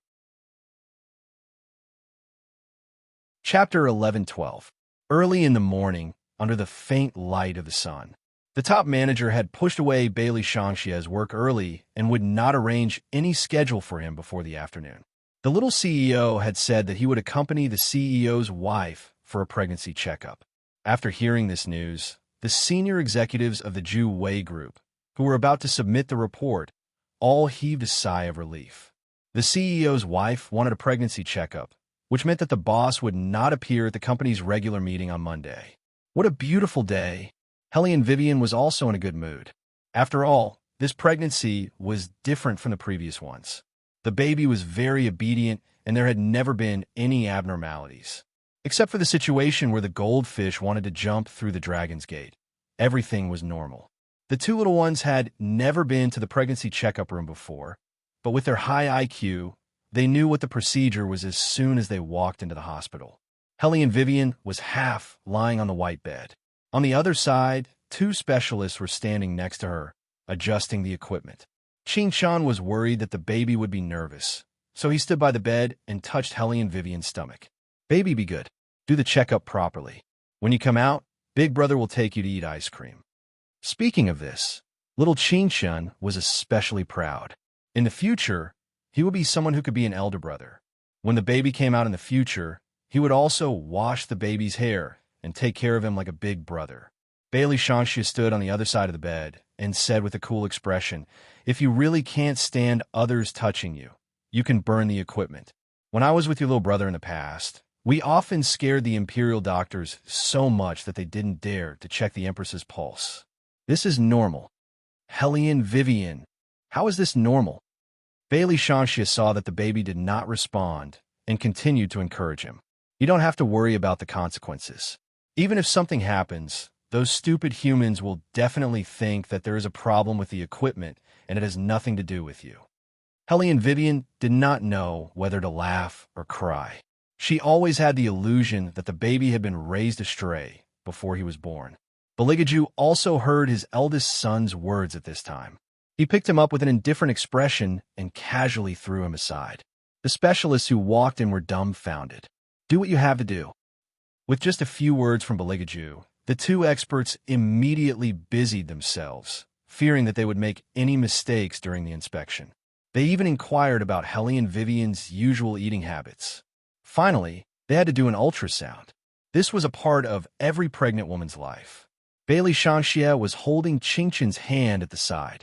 The two little mushrooms stared at Hellion Vivian as she was pushed in. After all, an expert was an expert. She could look at an ultrasound for a long time, so Hellion Vivian really thought that this baby would be like the two troublesome little guys and cause the hospital to directly cut off the power. Reality proved that this baby was indeed very obedient. She's full of vitality. She's healthier than most babies. You can tell from her tiny arms. As the specialist spoke, he smiled and pointed at the screen of the instrument. "Madam, look, this is the fetus in your stomach." Not only Hellion Wei, but even the two little ones had their eyes fixed on the grayish-white picture. A small head, slightly bigger than a fist, was curled up together with a small body. Baby, Qin Shan was really happy. Her big eyes were fixed on the instrument, and she looked extremely happy. Why isn't it moving? As the older brother, Bailey Shanxia frowned. He always felt that the baby was even weaker than his younger brother at that time. Should he give it some demonic energy? Or should he go and catch two ghost messengers for her to play with? On this side, the little prince of the demon world was seriously considering. On the other side, a certain highness had already seen through his thoughts. He picked him up and threw him aside. The specialist smiled and said, "It's not time for her to eat yet. She's sleeping. She'll wake up at noon. The fetus is like a baby. In the future, little CEO, you have to talk to the baby more. In that case, she'll respond to you." Qingqin had been doing this all along. Her little head nodded vigorously, and then she said, "I'll ask my brother to talk to the baby with me." Hearing this, the two specialists smiled at each other. No wonder the people on the internet like this pair of brothers so much. No one would dislike such children. Just like that, Hellion Vivian finished her examination. Originally, there were no major problems during the entire process. Until when she was about to leave, one of the specialists smiled and said, "Madam, Tho is really lucky. You have two young masters, and now you have a little daughter. In the future, you will definitely be more and more considerate." Wait a minute. Daughter? Hellion Vivian's fingers paused. Are you saying that I'm pregnant with a girl? The specialist looked at Hellion Vivian's reaction and thought that he had said something that he shouldn't have said. He was still hesitating on how to answer. After all, a rich family like this favored boys over girls. He had seen many mothers-in-law follow them around. They took good care of their daughters-in-law, but when they saw that the child was a girl, they immediately ignored her and left her daughters-in-law on the hospital bed. They would rather spend their time playing cards than look at their granddaughter. Of course, there were also those who liked both boys and girls. You just didn't know which type of mother CEO Jew was. Thinking of this, the specialist secretly glanced at Beligaju. Beligaju's handsome side profile also froze for a moment. A girl? This was something that Beligaju didn't expect. He had always been indifferent to children. This was the nature of a demon. Therefore, he didn't deliberately think about whether the baby in Wei Wei's stomach was a boy or a girl. However, if it was a girl, it should be very similar to her. No wonder it was so obedient. Beligaju smiled and stroked Hellion Vivian's hair with his fingers. Isn't it good to have a daughter? The key is to send her to the temple to be a monk. Hellion Vivian wanted to cry, but had no tears. She said to Beligaju in grief, "When the baby grows up, she will definitely ask me why I want a girl to be a monk." Bailey Jiaju imagined that scene, and the smile on the corner of his mouth deepened. Hellion Vivian felt that His Highness was gloating, so she opened her mouth and bit him. However, His Highness had always been open-minded. Little Seven has been a monk since he was young. I don't see anything wrong with him. Little Seven is a boy, and our daughter is a girl. Hellion Vivian shook her head. Oh no, my mind is now full of those little monks who stayed in Mountain Tenya. All of them were bald. Our daughter will also be like that. Listening to the conversation between the two of them, the specialist was stunned again. Become a monk? Why? Could it be that the upper-class society now favored boys and made girls shave their heads and become monks? How scary. Chapter 11:13. Hellion Vivian also felt a little sorry for the baby in her belly. However, as the old monk said, the newly born disciple of Buddha couldn't stand the invasion of any demonic aura at all. Moreover, such a child would only be carefree if she lived by the side of Buddha. The smell emitted from her body was the existence that attracted the dark things. If she wanted the baby to grow up safely, the only love Hellion Vivian could give her was to send her away no matter how reluctant she was. Hellion Vivian could feel that from the moment she came out of the hospital, His Highness had been suppressing the demonic nature in his body, fearing that she would feel uncomfortable. The two little ones were becoming more and more like older brothers, following each other up and down the stairs. Hellion Vivian thought about it and decided to tell the two little guys why she wanted to send her sister away. After Bailey Shanxia heard it, his cool little face became more silent. Hellion Wei Wei kissed him and explained patiently, "When she's 12 years old, we'll be able to bring our younger sister back. We can also visit her from time to time. We're separated now so that we can be together forever as a family. Is it because of me that my sister can't stay?" Bailey Shanxia's voice was very low. Hellion Vivian felt distressed when she heard it. Of course not. There are many reasons. A noisy city like this is not suitable for my sister. Demonic aura will damage Buddha's fate. Bailey Shanxia's face didn't show any joy or anger, but his eyes dimmed. I can go back to the demon world. Hearing this, Qing Chun immediately raised her little head and grabbed Bailey Shanxia's sleeve. It was obvious that she didn't want Bailey Shanxia to leave. For the first time, Hellion Vivian felt that something was not handled well. She looked at His Highness for help. Beligaju put down the business tablet in his hand and said in a lukewarm voice, "If demonic aura will damage Buddha's fate, the demonic aura in my body is the strongest. It's not your turn to leave." Bailey Shanxia heard it and felt that it was right.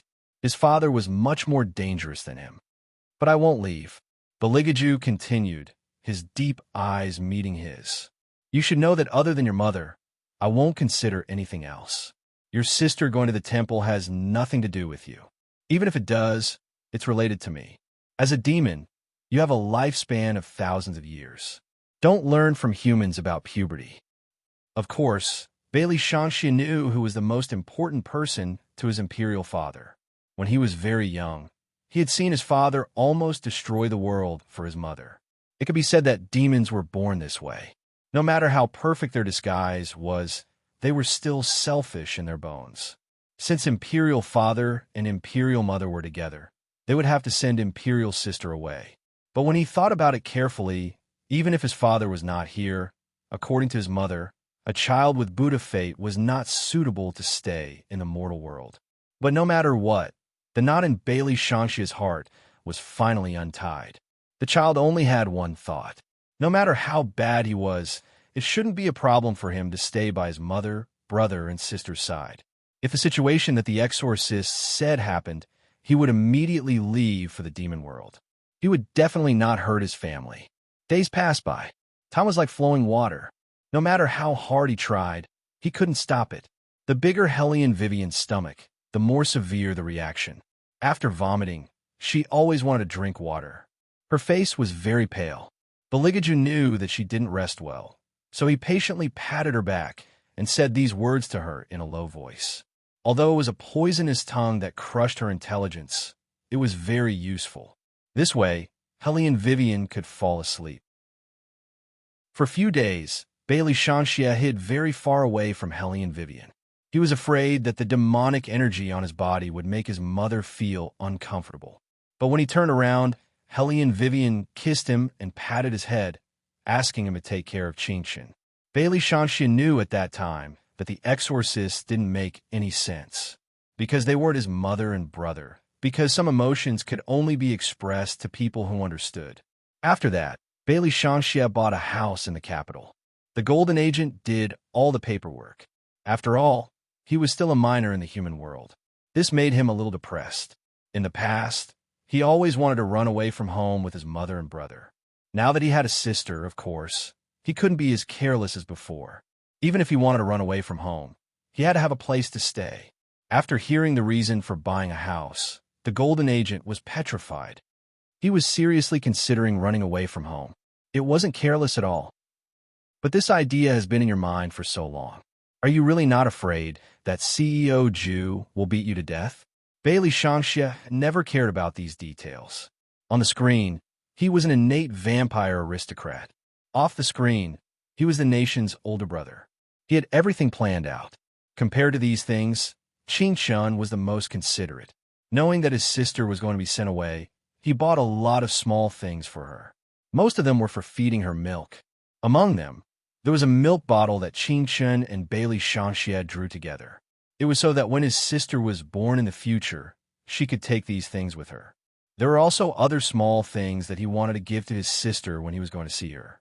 Even if he was reluctant to leave, he couldn't hide the layers of joy in his heart. Of course, the two children didn't expect that the so-called milk bottle was not necessary for a certain baby. On the day Hellion Vivian gave birth, the light of Buddha shone on the world. However, the people who were in a hurry didn't know. The baby was bright and white. Her skin was so good that the medical staff at the side couldn't help but praise. She seemed to be very quiet. She put her thumb in her mouth. Compared to a normal baby, she was chubby and cute. There were no wrinkles on her face. Just like that, she was wrapped in a thin blanket with a tiger head. That small blanket was also jumped on by Bailey Shanxia and Hellion Qingxin. This way, the three of them would use the same series of tiger head shoes, tiger head pajamas, and tiger head thin blanket. Umitba, the old monk, appeared outside the ward on time. He smiled slowly. Beligaju seemed to be waiting for him. His slender figure leaned against the wall. His voice was very calm. When the child grows up and asks, just say that I want to send her away. Don't mention anything about the fate of Buddha to her. The old monk was stunned. Then he smiled and said, the emperor's love for the Wisdom King is really deep.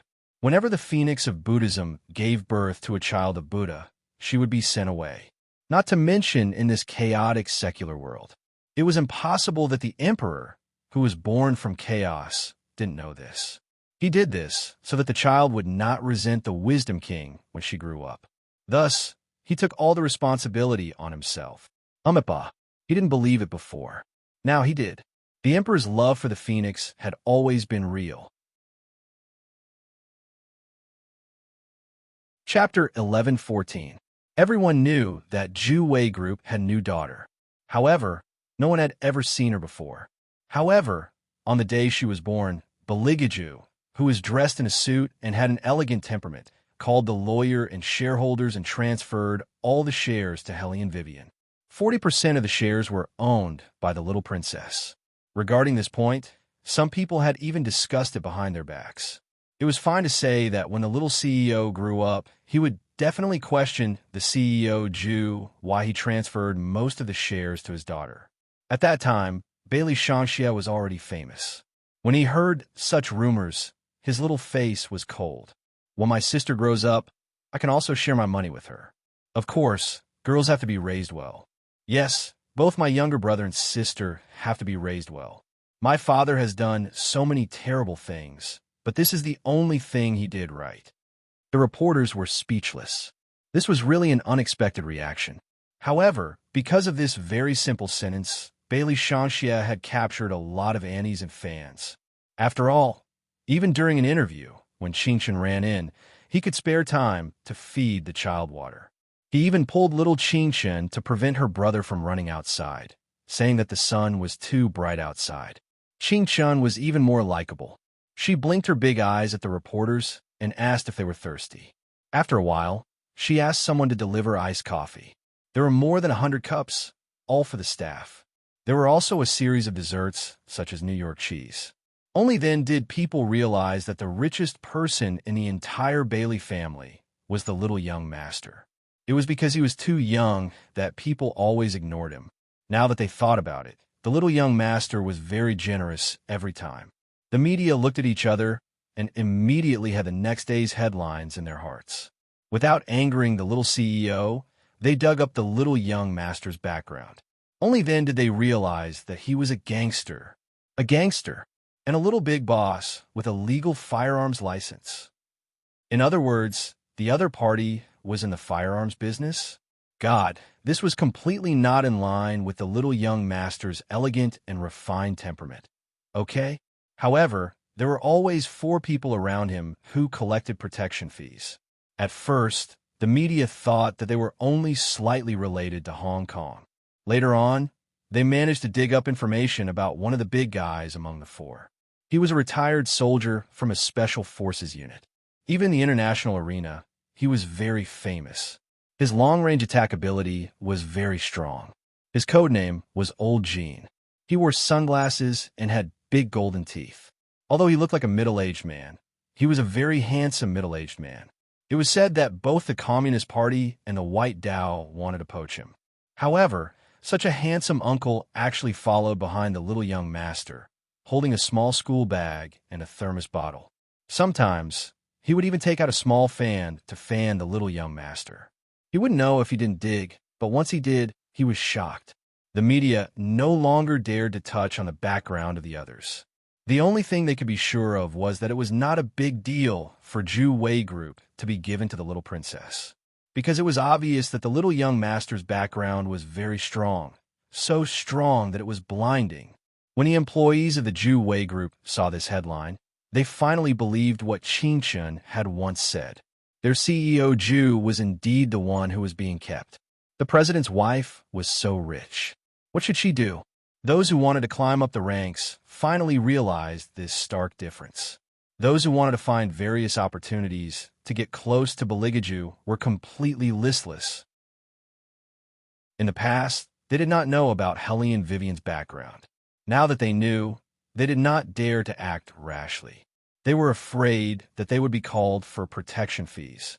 In this regard, little Qingchen was very satisfied. A family without outsiders was the most perfect. Hence, the diplomatic work of the family was all handed over to Qingchen. However, the other burly men were very unhappy. Why did they only dig up old Jin's information and not theirs? Monkey was very calm. From time to time, he would put on a mask and apply facial oil. Old Jin asked him with a cigarette in his mouth, "What are you doing? What if a reporter takes pictures of me?" Monkey was extremely excited. "Look at how mysterious I usually am when I appear. After you, the person they will notice will definitely be me. Let me tell you, I've already prepared my opening speech. I want to tell them how awesome a hacker I am. I broke through the defense network with young Master Tang before I was 20 years old. At 21 years old, he gave a series of self-introductions. He had the aura of a modern poet. But the reality was, I heard that you're only 18 years old this year. You looked so cool the last time. What did you do before? Were you also a sniper like Uncle Gene?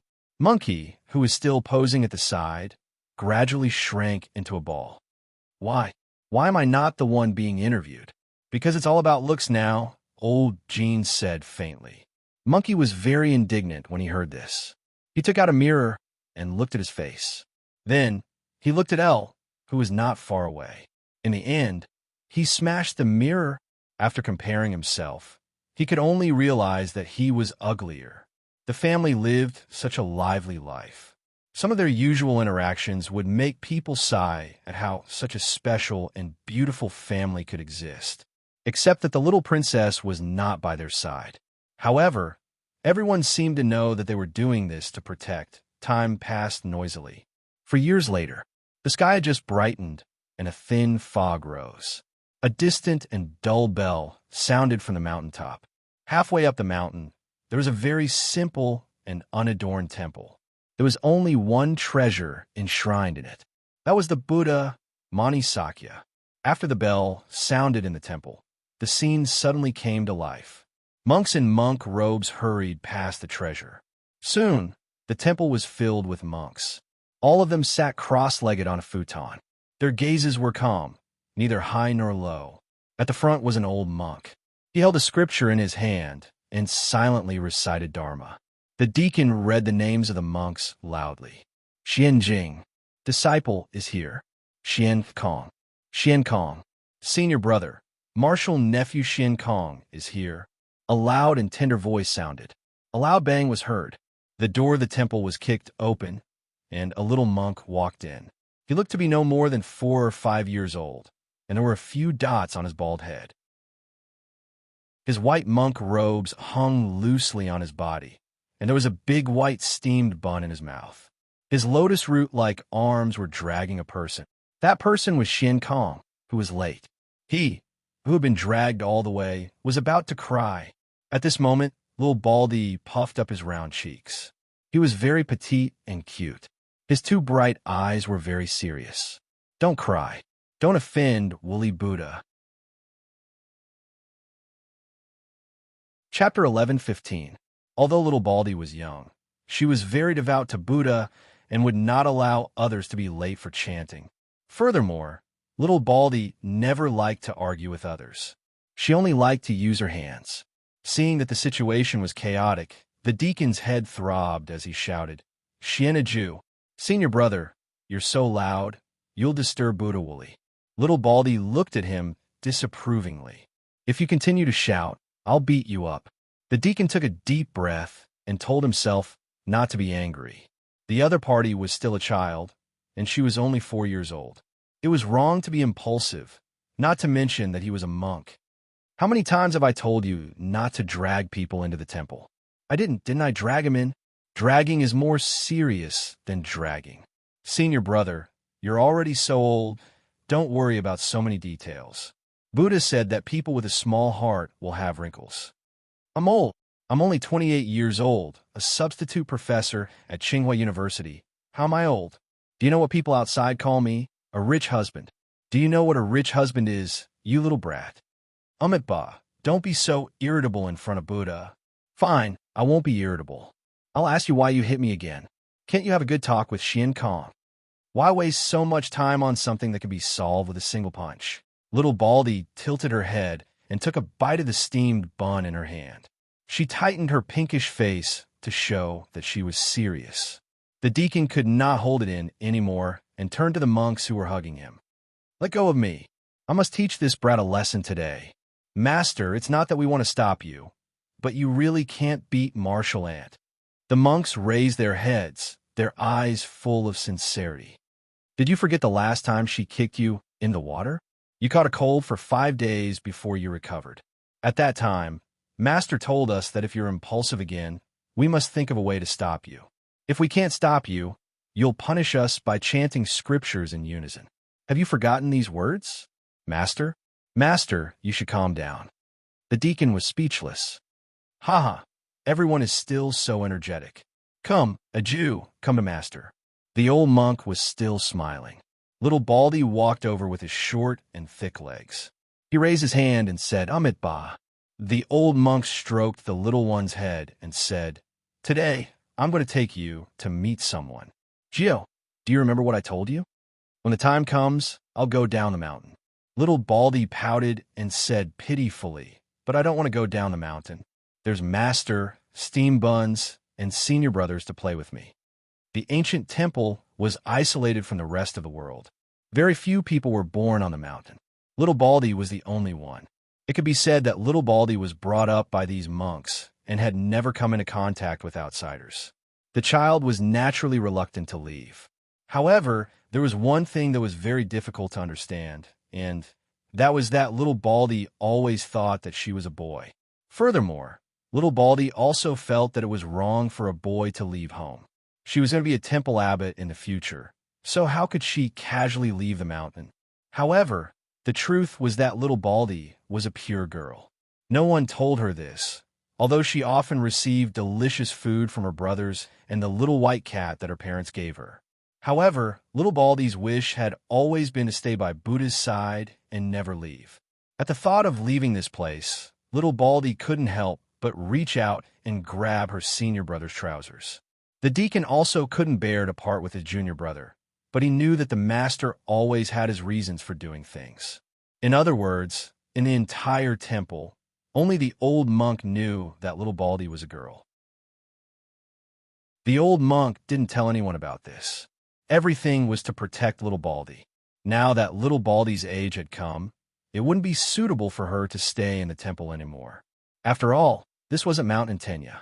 After all, there are differences between men and women. Gio, you forgot again. Buddha is everywhere. The old monk squatted down and looked at Little Baldy's face.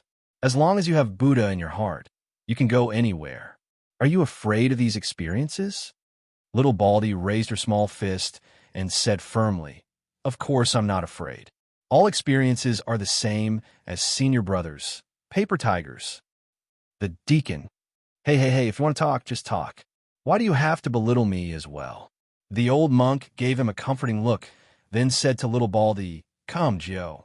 Master will bring you down the mountain. That person is already waiting for you at the foot of the mountain." Little Baldy knew that she had no choice but to leave. She was carrying a monk's bag on her back. From time to time, she would turn her head to look at those monks who couldn't bear to part with her. The deacon held Little Baldy's hand. "After we go down the mountain, if anyone dares to bully you, you can call this number. Senior brother, don't worry. I'm not as weak as you. No one will bully me." This sentence made all the sadness in the temple disappear. The deacon was pulled back by a group of people behind him, so he didn't fight with Little Baldy. Little Baldy thought for a while, then walked back. She took 4 big steam buns from the room. She held one in each hand and put the other 2 in the pockets of her monk robes. "Master, I've taken the rations. Let's go." As she spoke, Little Baldy handed her soft little hand to the old monk. The old monk held her hand and walked step by step to the mountainside that was surrounded by clouds. At the foot of the mountain, a pure black military Hummer was parked on the narrow road. The license plate number was different from other cars. It was white and red. It was a car from the military. "We're here. Your fated person is there." The old monk lowered his eyes and looked at Little Baldy. "Jew, remember Master's words. Even if you're not on the mountain, you have to do morning reading every day. There will be a day when your family will take you back." Little Baldy held the big steamed bun in her mouth and nodded obediently. Then she said very seriously, "But Master, I don't want to go back at all. I want to come back to the temple to be the abbot in the future. So, Master, you must live well." The old monk was speechless. Just like that, after Little Baldy finished instructing her master, she carried her small bag and held the big steamed bun in her mouth. She wobbled towards the black Hummer with a little white cat on her bald head. With a bang, the car door opened. A 9-year-old boy walked out. He was wearing overalls and a small shirt. There was even a small bow tie around his neck. His facial features were very outstanding, and his temperament was different from the monks on the mountain. Little Bald Head was immediately stunned. Chapter 11:16. By why? Why are you still standing here? Quickly go and bring little junior brother over. Look at the big bag he's carrying. The child is about to be crushed. The person who spoke was already quite old. He was wearing a military uniform, and the little bald head on his shoulder was a little dazzling. The old monk chanted Amitabha behind her. Why did General Bai come personally? A Jew likes to cause trouble every 2 to 3 days. I'll have to trouble you to take care of her in the future. Master, you're too serious. No matter how mischievous she is, she's still better than my grandson. He can't say a word for a long time. In my opinion, a Jew's personality is just right. She can let that brat know what a child is. The old man's voice was very deep. As one of the founding fathers, he was most worried about his grandson. He was usually really busy and only stayed at home 1 day a month. The rest of the time, he had to run around outside. South Tibet had never been peaceful, so he had to guard it. However, these words could not be said to Bai Huai, because every time he mentioned it, Bai Huai would calmly say to him, I know that grandfather is afraid that I will think too much, but I won't. As a general, you should be stationed at the defense line. To be more precise, Bai Huai was a child who never made people worry about him. As a grandfather, he did not even know how to care about his grandson. He had also tried to communicate with the people at school, and the answers he received were all excellent. Even when he went to school, Bai Huai was so smart that no one worried about him. But the more it was like this, the more worried the old man was. This was also the reason why he agreed when he heard the abbot say that he wanted Bai Huai to adopt a child. If there was one more person by his grandson's side, it should be better. In the future, when he had a brother, Bai Huai should also be more popular. However, old Master Bai was wrong about one thing, and that was that a Jew was not a little junior brother. Of course, all of this was in the future. Now was the time. Little Baldy held a steamed bun in her mouth and stared at Bai Juan with her round eyes. She chanted, Amitabha. Only then did Bai Huai look over. He actually did not like children. Until now, he still did not like children. However, since he was going to adopt, he naturally had to show his attitude. Get in the car. These 3 words were very light, but they were like those of a little adult. Little Baldy nodded and stretched out her soft little hand, which meant that she wanted Bai Huai to hold her. Bai Huai's eyes slid past little Baldy's soft hands and landed on those big round eyes. He paused for a moment before holding little Baldy's hand. Her hand was much smaller than his, and it was very soft in his hand. Bai Huai thought that perhaps children were not all that troublesome. At the very least, his little junior brother looked very obedient. When the old man saw this scene, the smile on his face deepened. This is indeed different. Really, a Jew is a lucky star. The old monk smiled and said, the general is also a blessed person. As for Bai Huai, he is full of righteousness, and even 100 ghosts will not invade. So the general can relax and let nature take its course. Hearing this, the old man was naturally happy. The Bai family had a special chauffeur driving in front, and the old man sat in the passenger seat. The 2 children sat in the back, one big and one small. Little Baldy still had the white cat on her head, and her big eyes seemed to be looking at everything strangely. After a while, she was hungry. She took out a steamed bun from her pocket, frowned, and thought for a while. In the end, she decided to share half of it with Bai Huai. Little brother, I brought dry food. The steamed buns in the temple are very delicious. Ah, as she said this, little Baldy took a bite of her half of the steamed bun and ate it very happily. Bai Huai looked at the little person's eyes, which were as round as a cat's, and heard her call him little brother. For a moment, he could not refuse her enthusiasm. When the chauffeur saw this, he smiled and said, Master, little master seems to be getting along very well with the new child.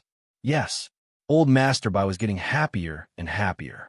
When little Baldy heard the words new child, she knew that they were talking about her. Her pink cheeks were still stuffed with steam buns. She said very seriously, Master told me that I have to be obedient when I go down the mountain.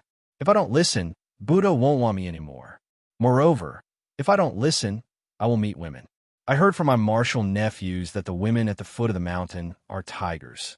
If I meet them, I will be unlucky. These words were said by a 4-year-old child.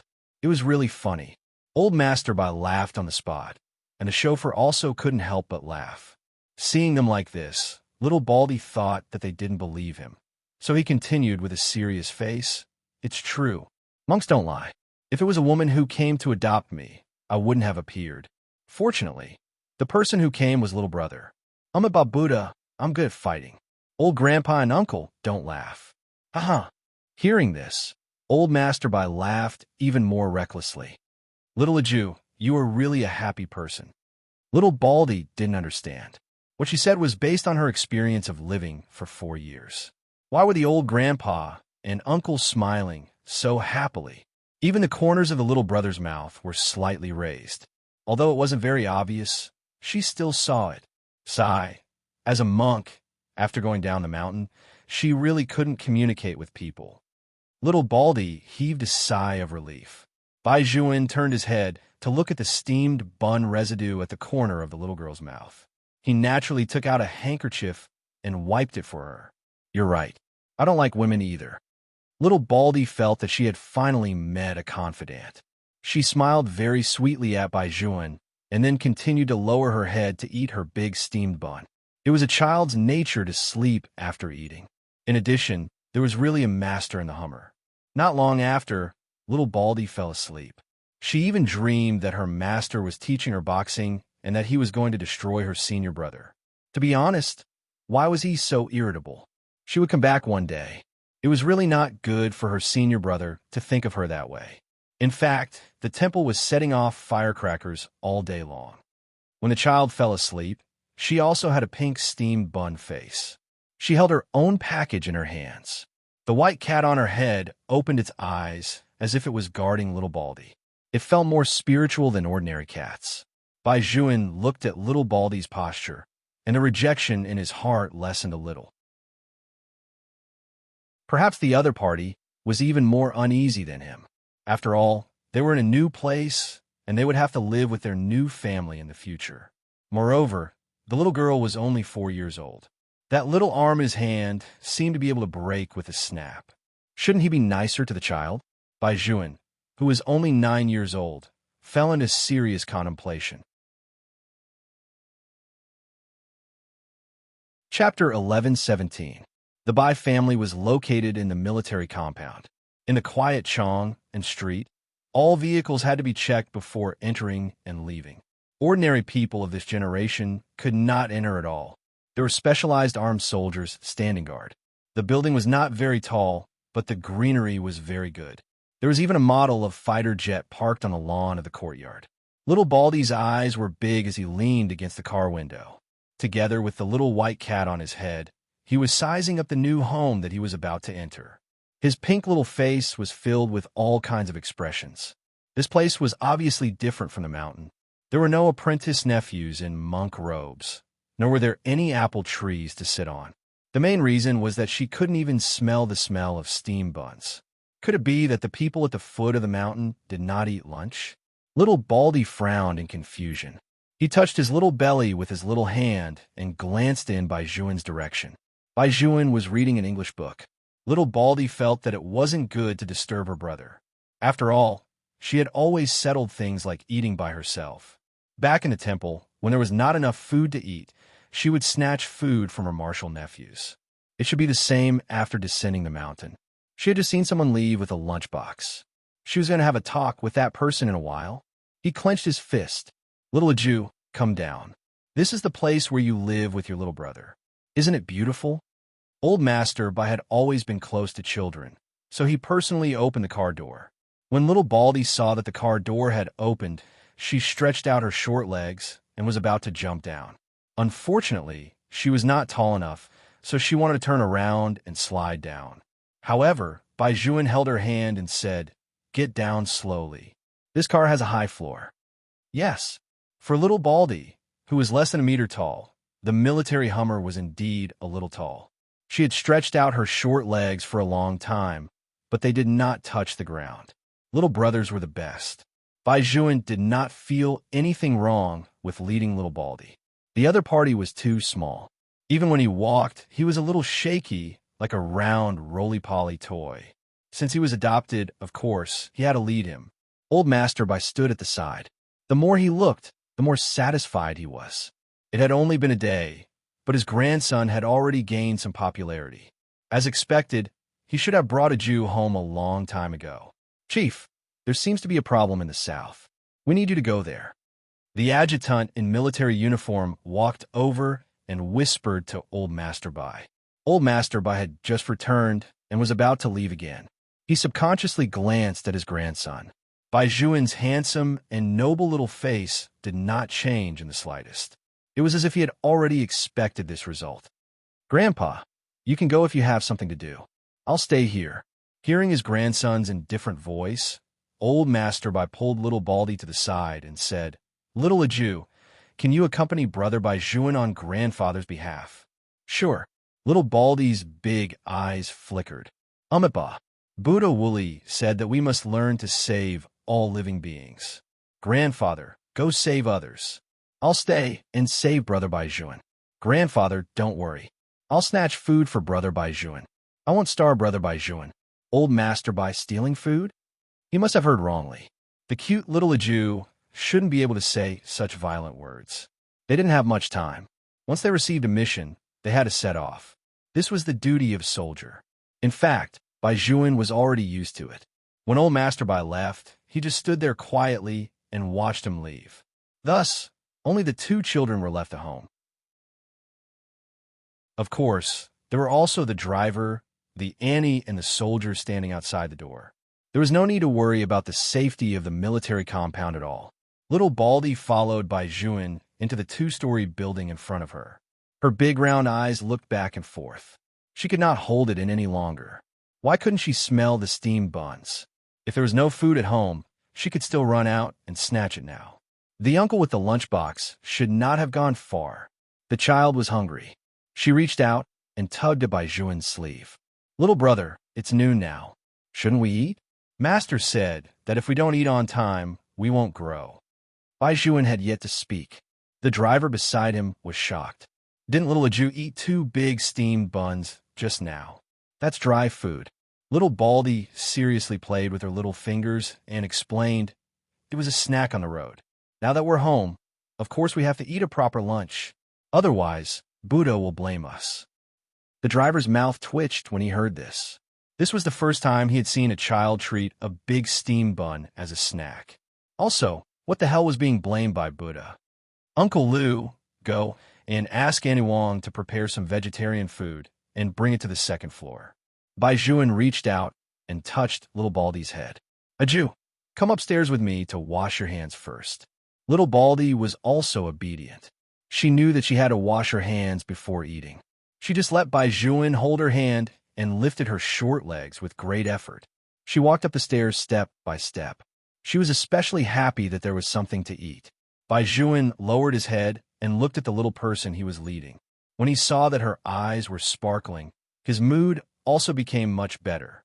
After walking into the bathroom, little Baldy still had the little white cat on her head. The cat's tail swayed back and forth at the back of her head. Little Baldy had never seen such a beautiful sink. There was even a big lotus flower printed on it. The pure white tiles were cold and smooth to the touch.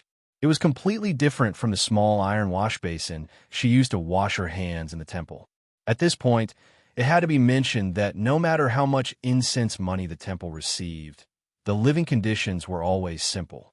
It was completely the same facilities that were used after liberation. Even drinking water had to be done by pressing the well. Little Baldy's favorite thing to do every day was to press the well and carry water. Now that there was no need for the child to carry water, the child was really not used to it. She stared blankly at the beautiful sink and tiptoed to bury her little chubby face in it. She looked left and right, and accidentally, little Baldy's little foot left the ground and fell into the sink. Oh. When Bai Juan heard the sound and came in, he saw little Baldy only left with her little claws lying on the sink and scratching back and forth. She looked like a little turtle that had just come out of its shell. He shouldn't have let his child come in to wash her hands. Bai Juan immediately walked forward and saved little Baldy from the sink. Little Baldy's nose was red. Her eyes were wide open as she said, "As expected, Master was right. If you don't respect Buddha, you will be punished. In the future, I will never speak ill of others behind their backs again." Who did you speak ill of? Bai Juan thought that the child would cry. He reached out and rubbed little Baldy's nose. He began to reflect on whether he was incompetent as a brother. Even if he didn't like children very much, the situation was different now. Little Aju was sent over to be adopted by him, so she was his now. He should be more careful. Bai Juan didn't dare to imagine how much water Little Light would have choked on if he hadn't discovered it in time just now. Chapter 11:18. Fortunately, he didn't go far. Bai Juan looked at the pink little face in front of him and reflected deeply on himself. Little Baldy didn't know that his fall had destroyed Bai Juan's grudge. He still said seriously, I just secretly scolded senior brother for being stupid in my heart. I won't scold him again in the future. If I really miss him, I'll go back to the mountain and beat him up. Bai Juan was speechless. I think he would prefer it if you secretly scolded him in your heart. As a child, this was the first time he knew what it meant to not know whether to laugh or cry. Little Baldy's hands had not been washed yet. Bai Juan took a look. The child's height was indeed too small. He could barely reach the sink. Without thinking, he took little Baldy's little hand over. Bai Juan was originally a young master of a military family. It was also his first time serving someone. First, he applied a fragrant hand soap on a child's hand. Then, he turned on the tap and lowered his eyes to wash Aju's hand. Little Baldy looked at his hands that were full of bubbles, and his eyes widened. This cute expression was very useful to Bai Juan. He felt that the child he adopted was completely different from other people's. It was not that he had never come into contact with children. Whether they were younger than him or about his age, they were always noisy.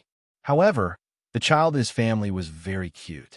I'm done washing, little Baldy said as his little stomach started to growl. Only then did Bai Juan really believe that the child was really hungry and not just saying it casually. Fortunately, Annie Wong cooked quickly. When she heard that the young master wanted to eat vegetarian food, she brought back a little monk. She chopped long beans and shallots and placed them in a wooden basin. Then she fried 6 eggs and placed them in it. She added a little peanut, sesame oil, and 13 spices and mixed them together to form white vegetable buns.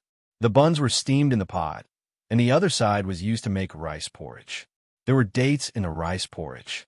After it was cooked, Annie Wong started the fire again and made braised eggplant, governor's tofu, cold cucumber, and some bean paste buns. These were basically the children's favorite foods. As soon as little Baldy followed Bai Juan down, he smelled the thick fragrance of the buns and ran over following the fragrance. He saw a woman standing in the kitchen. Little Baldy's happy little face immediately changed. She quietly moved towards Bai Juan. Little brother, why is there a woman in the house? Isn't it very scary? Bai Juan recalled what the child had said about the woman at the foot of the mountain being a tiger. He could not help but laugh. Annie Wong is not scary. Look, she is still cooking for you. Cooking? Little Baldy clung to Bai Juan's back and poked her little bald head out. She sized up Annie Wong, who was smiling at her. Just like senior brother Xian Hong in the temple. Do you care about our meals? Bai Juan nodded. Little Baldy immediately straightened his back. That's not scary. Those who can cook are not scary. Annie Wong had long been amused by the child's argument. In addition, little Aju was already very likable. Her small face was round, and her skin was fair and tender. Coupled with her big, bright eyes, anyone who saw her would like her. The vegetable buns at the side were not cooked yet, but the small bean bun was already ready. It was originally bought from the supermarket and could be eaten after heating it up. Now, it was just ready to be eaten. When Annie Wong saw the child looking at her eagerly, she knew that the child was hungry. She took a small bean bun from the pot and handed it to Xianjiao. Little Baldy was stunned by this sudden surprise. Then he stretched out his 2 chubby little hands and held the small bean bun very preciously. He bowed and said, Amit Ba, thank you, benefactress. Benefactress? Annie Wong could not help but want to laugh when she heard this title. The bean bun was still very hot. Little Baldy held it back and forth with his 2 little hands. Just as he opened his mouth to take a bite, he was stopped by Bai Juan. Little Baldy raised his head, and his cat tail was still wagging. Little brother, do you want to eat it too? I'm not eating. Bai Juan pulled the child to a chair at the dining table and sat down. Then he took his small bean bun and placed it on the plate. He first poked a hole with wooden chopsticks and blew on it. When he felt that it was not hot anymore, he fed it to Xianjiao. Little Baldy howled and took a big bite. Sweet. How could the bean paste not be sweet? Bai Juan chuckled and reached out to wipe Little Baldy's mouth. He continued to feed him with chopsticks. Bai Juan was not old to begin with. No matter how smart he was still a 9-year-old child. Now that he was feeding Little Baldy, who was 2 sizes smaller than him, the scene always looked beautiful. On the other hand, Annie Wong was a little stunned as she watched from the side. Although their young master did not have a delicate temper, he had never been so close to anyone before. The children in the courtyard basically listened to their young master and were not naughty in front of him at all. This was not because of the Bai family's military rank, but because the young master gave people the temperament of a superior person just by standing there. Those children were all well-behaved when they saw the young master, and the young master never used other people's things. Now, he was actually feeding the child bean bun. In fact, this was not a big deal. If Annie Wong knew that her young master not only knew how to feed the child, but also how to wash the child's hands, she would definitely be extremely shocked. 1 bean bun was obviously not enough for Little Baldy. After it was gone, Little Leju turned her head to look at Annie Wong again. Annie Wong's heart softened when she saw that pair of big watery eyes. She opened the lid of the pot and wanted to get another one for the child. You're not allowed to eat anymore. Bai Juan's voice was very indifferent. What did Buddha say? You have to eat proper lunch. Now that you're eating so many bean buns, how are you going to eat vegetables and porridge later? Little Baldy frowned. I can eat them all. When the vegetable buns are cooked later, you can eat them with the vegetables. Bai Juan rolled up the monk robe for her. Only then will you grow taller. In the temple, there were usually more staple foods and very few vegetables. However, Little Baldy always had more than others. Woolly Buddha also said that you should eat more vegetables. Although Little Baldy felt that it was a pity, she still obediently put down her chopsticks and sat on the chair, waiting for the meal to start. Annie Wong's movements were even faster this time. She stirred the pot, and not long after, the steamed buns and stir-fried vegetables were served on the dining table. There were also a few small plates for vinegar and chili oil. Little Baldy liked to eat spicy food the most, so there was no need for Bai Juan to feed her. She held a meat bun dipped in vinegar and chili oil in one hand and a small spoon in the other to drink the porridge. The child ate very well, and even Bai Juan felt that he had an appetite. However, just as he lowered his head, he saw that Little Baldy finished the steamed buns in her hand. Then there was the second, the third, the sixth. Bai Juan turned his head and saw that the silly child's mouth was full of food. Her cheeks were bulging, and she moved her mouth like a little squirrel. She did not forget to lower her head to drink a mouthful of porridge, and there was still a steamed bun skin stuck to the corner of her mouth. Chapter 11:19. The white cat had already jumped to the side when Little Baldy was eating. Now, only Little Baldy was left to meet Bai Juan's probing gaze with wide eyes. The child scratched his head in embarrassment and explained shyly, Woolly Buddha said that I need to eat more because I'm growing. But I just counted. There are 25 buns in the pot. I'll eat 8 and give the rest to my brother, Annie Wong, and Uncle Lou. If that doesn't work, I'll go and snatch other people's food. Isn't there someone in the courtyard with a lunchbox? There must be food inside. Annie Wong had originally planned to fry the 25 big buns in water at night, but she didn't expect that the child could eat so much. Bai Juan, on the other hand, was very good at grasping the main point. In the future, you're not allowed to snatch other people's food. If you're hungry, just tell me. These buns are all for you. You can eat as much as you want, but you can't make yourself full. Understand? As Bai Juan spoke, he took out a piece of paper from the paper box and wiped the child's mouth. Little Baldy's eyes widened. But if I finish it all, then little brother won't have anything to eat. Annie Wong will continue. As soon as Bai Juan said this, Annie Wong smiled and said, That's right. Young master, there are plenty of buns at home. Eat as much as you want. Amitabha, my Buddhist name is Xianjiao. Little Baldy stretched out his hand and swallowed the food in his mouth. Then, he looked at Annie Wong seriously and said, "Benefactress, you can call me Nine." Annie Wong saw how adorable the little monk was. She reckoned that he had just returned to the secular world not too long ago and was still calling her poor monk. Bai Juan moved little Baldy's chair closer to him so that it was easier to take care of the child. When little Baldy saw that there were still steamed buns, she said to Bai Juan very seriously, "Then I will suppress my appetite." "So you ate 6 steamed buns in one go while suppressing your appetite? Not to mention the little bean bun, just now." Bai Juan pressed his forehead. Why did he feel that he had adopted a little foodie? This meal was particularly delicious. The steamed buns were dipped in chili oil, and from time to time, a refreshing cucumber would be slapped with a pair of chopsticks. This was the typical way of eating in the North. This was what people in the capital liked. In the past, sauced beef would definitely appear on the table. Sprinkled with a special sauce, it tasted especially good in summer. However, with little Baldy around today, Bai Juan did not eat any meat dishes. He just ate the porridge and the steamed buns.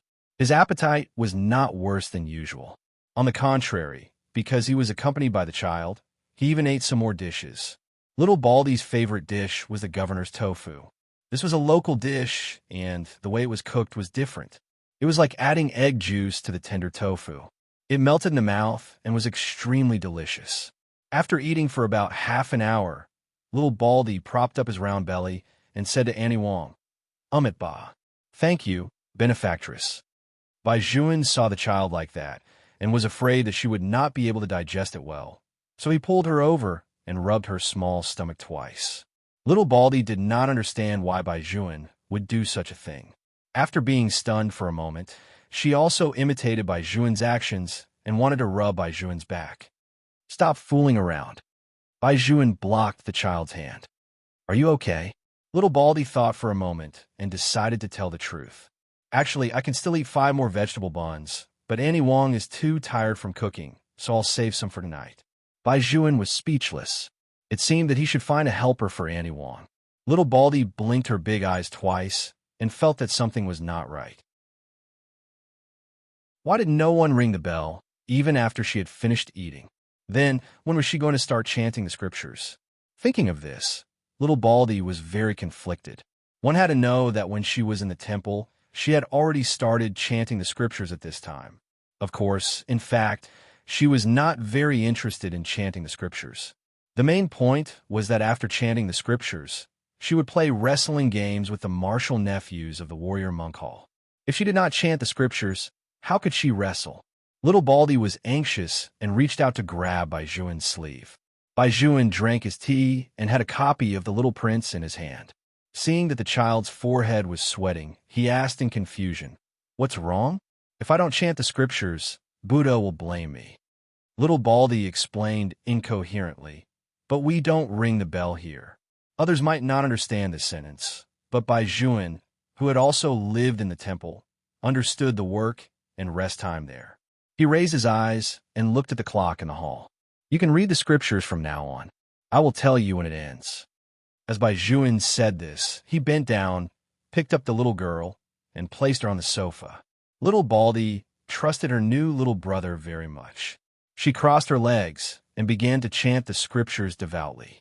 The child's voice was not loud, and it still carried a soft and childish tone. To Bai Juan, not only did this not feel noisy, but it also had a different kind of tranquility. Even the sun outside did not seem so big. However, the good times did not last long. Little Baldy had only been chanting the scriptures for less than half an hour when a group of children came in from outside. These children were all from the military compound. It could be said that each of their families was very powerful and often came to the Bai family. The soldiers outside definitely would not stop them. The child in the lead was a little tyrant. Usually, he only obeyed Bai Juan. As soon as he entered the door, he saw a little monk meditating there. He immediately felt a little confused. What's going on? Where did this monk come from? There's not a single strand of hair on his head. Has he been shaved? Why did this little monk appear in Brother Bai's house? Hearing the discussions around him, Master Li took out the wooden stick that they had used to play ball just now. He lowered his voice and warned, "All of you, be quiet." Bai Juan is not here. He must be taking an afternoon nap. If you wake up Brother Bai, I won't accept you as my underlings.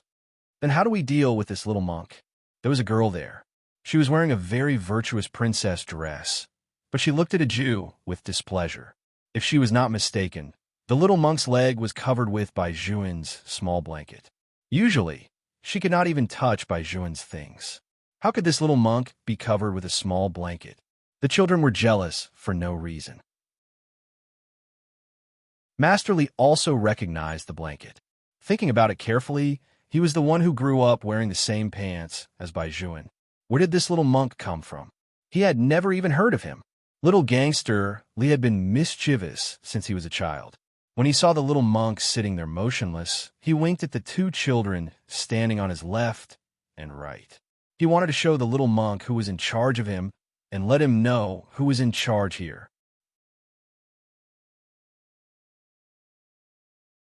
Chapter 11:20. The two children were less than 10 years old. They looked at each other and prepared to use military boxing on the little monk's head. Li Hailu didn't let them hit his head at all. He was shocked. What if such a soft little monk became stupid with one punch? That was illegal. Li Hailu was about to open his mouth and shout, but his voice was stuck in his throat. That was because the two children who were near little Baldy were thrown to the ground with a boom. Their movements were so fast that no one knew what had happened. Little Baldy opened her eyes. She stretched out her little claws and grabbed one of the fists that wanted to hit her. Then, she threw the young man to the side like she was throwing trash. Clang! The young man was thrown to the ground and was stunned for a while. Li Hailu watched from his side with his mouth wide open. He didn't recover for a long time. Damn it, where did this little Vajra come from? It seemed that he had to fight in person. Little gangster Li had really trained in the army. His raised leg with a sound was different from others. Little Baldy's eyes suddenly lit up because of his actions. Since the other party was so serious, she couldn't be careless. Therefore, little Baldy reached out and grabbed Li Hailu's ankle. Then, she directly lifted Li Hailu up with both hands. The people around them were dumbfounded. How is this a little monk? He was clearly a Hercules. The two boys who had fallen to the ground covered their stomachs and silently thought that it was fortunate that the little monk only threw them out and didn't lift them up. It was too embarrassing to be lifted up. Li Hailu didn't expect that he would be lifted up horizontally by a little person who was 4 or 5 years younger than him. He was the leader of the Red Star Cluster. Where would he put his face in the future? Little brat, if you have the ability, put me down and fight me one-on-one. Don't you feel ashamed to lift me up like this? Little Baldy blinked her big eyes and shook her head seriously. I'm not ashamed. Li Hailu was speechless. Then why were you still thinking about it for a long time? I want to find a place that isn't too expensive and throw you down. Little Baldy was serious. When they were in the temple, the master had said that wrestling was fine, but they couldn't destroy the temple's facilities. Now that she was at little brother's house, all the more she shouldn't break anything. If Buddha found out, she would be blamed. Master Li did not believe the little monk. Little brat, open your eyes and take a look. We have more people than you. Little Baldy couldn't be bothered with him. So what if he had more people? There were more than 40 martial nephews in the temple, but they were all thrown by her. If she could fight, she would not fight. Little Baldy's big round eyes turned, and he finally found a suitable position. In the middle of the empty hall, a loud bang was heard. He directly threw Li Hailu to the ground. Li Hailu was on the verge of tears. His shoulder was in so much pain. Little Baldy didn't even look at him. Instead, he squatted down and touched the wooden floor worriedly. Will it break? Little gangster Li was speechless. He was the one who was going to break, not the floor. What are you guys still standing there for? Hurry up and attack. With Li Hailu's order, a group of 8 or 9-year-old boys pounced on little Baldy. Bang, bang, bang, bang. The people who fell to the ground were all on Li Hailu's side. The 4-year-old little Baldy was still standing steadily beside the sofa, like a little expert from the outside world. Seeing that he couldn't beat little Baldy with his bare hands, Li Hailu picked up the wooden stick and wanted to swing it at little Baldy. Li Hailu, stop right there. When Li Hailu heard Bai Juan's voice, he immediately paused. Let me tell you, brother, this kid, Before he could finish his words, he saw that Bai Juan had already walked past him and held little Baldy's hand. He looked left and right. After confirming that she was fine, he raised his head and looked at the group of children in front of him with heavy eyes. Bai Juan, who had just gotten up from bed, was the one who was not to be trifled with. None of the children in the military compound did not know about this matter. Usually, Bai Juan looked like a little prince. He knew more things, and knew more things than anyone else. Even the seniors were not as calm as him. But at this moment, the gloomy aura emitted from his body was so obvious. This had something to do with him being woken up and seeing his adopted child being bullied as soon as he went downstairs. Who allowed you to make a move? Bai Juan turned his head and looked at Li Hailu. Li Hailu, you even dare to use a stick in my house, don't you? Li Hailu wanted to explain. Brother, no. I see that you're quite arrogant with a stranger here. Bai Juan touched the back of little Baldy's head again. Seeing that the child was really fine, his anger subsided, and the expression on his face also calmed down a lot. He's not a stranger. He's my youngest junior brother. His name is Xianjiao. He's the little brat you didn't want to adopt. Li Hailu shouted. Little Baldy was still a little confused. Weren't these people found by her little brother to wrestle with her? Umipa. This penniless monk's Buddhist name is Xianjiao. As little Baldy spoke, she bowed very politely and then asked, Little brother, are you not willing to adopt me? Li Hailu laughed. Dang, shut up. Bai Juan really wanted to drag his brother over and beat him up. Li Hailu saw that Bai Juan's expression was not very good. He touched his prickly hair and swallowed the words that he wanted to say. Bai Juan picked up little Baldy and put her in his arms. They sat on the sofa together and said to the child, Little brother is not unwilling to adopt you. There's a misunderstanding before. Li Hailu was speechless. He clearly didn't want to adopt her. Bai Juan even said that he hated naughty children the most, especially those 3 or 4 years old. He had to let them know the rules when they came. Why was the current script completely different for what he had planned before? Moreover, this was the first time he had seen Bai Juan talk to someone so patiently. I believe in little brother. Little Baldy reached out and rubbed Bai Juan's face. Buddha Wooly said that little brother and I are fated. Buddha Wooly will not lie. Only by staying by little brother's side can a Jew be safe. Even if little brother doesn't like a Jew, it's normal. After all, little brother has never seen a Jew before. After we get to know each other, little brother will like a Jew more and more. Li Hailu was speechless. Hey, little monk, where did your mysterious confidence come from? However, he did not expect that Bai Juan would actually smile faintly at little Baldy in his arms and casually reply, yes. Li Hailu's eyes widened. Fuck, was this still the Bai Juan he knew? Chapter 1121. Bai Juan seemed to know what Li Hailu was thinking. He raised his head and glanced at him. Sit down. I'll get Annie Wong to cut some iced watermelons for you. Every time Bai Juan had this expression, Li Hailu would definitely be obedient, because he knew that Bai Juan was different from him. What was that word called? The teacher had just taught them. What was it like to be happy or angry? In any case, it was very complicated. This was how children fought. When they heard that there was watermelon to eat, they all sat on the sofa. Although the children in the military compound had good living conditions, they were raised to be a little tiger-like. They were not delicate. Otherwise, they would definitely not give up after being beaten up like this. Some of them were in pain when they opened their mouths and faces. Of course, these people had their own ideas in their hearts. They were not afraid of their own brothers. Moreover, their fathers were all in contact with each other. They had cultivated family alliances since they were young. This was a tradition of the military compound. As they chewed on the watermelon, the group of tiger-like children did not forget to steal glances at the little monk sitting in Bai Juan's arms. After all, this child was too powerful. They had not met anyone who could overturn all of them. Of course, Bai Juan was an exception. Bai Juan was their Prince Charming. However, why was Bai Juan so good to the child? One had to know that even their courtyard belle had never been hugged by Bai Juan. The courtyard belle was Lin Zuan, who was sitting on the sofa in a princess dress and eating watermelon in small bites. She was also looking at a Jew, and the displeasure in her eyes was very obvious. Aju did not hold the watermelon and eat it. Bai Juan specially asked Danny Wong to cut the watermelon into small pieces for the child. She took a small fork and put it into her mouth. Little Baldy wanted to hold the bowl and eat by herself, but Bai Juan felt that if he had not gone up to sleep just now, his child would not have been able to stand being bullied. Therefore, he held little Baldy in his arms and fed her mouthful by mouthful. Bai Juan usually did not care who bullied the child in the end. As long as the other party made a move on his child, it would be his child who was bullied. Young Master Bai had such a mighty and domineering value. It was difficult for him to change since he was young. Little Baldy was also obedient. He was already smaller than the average person.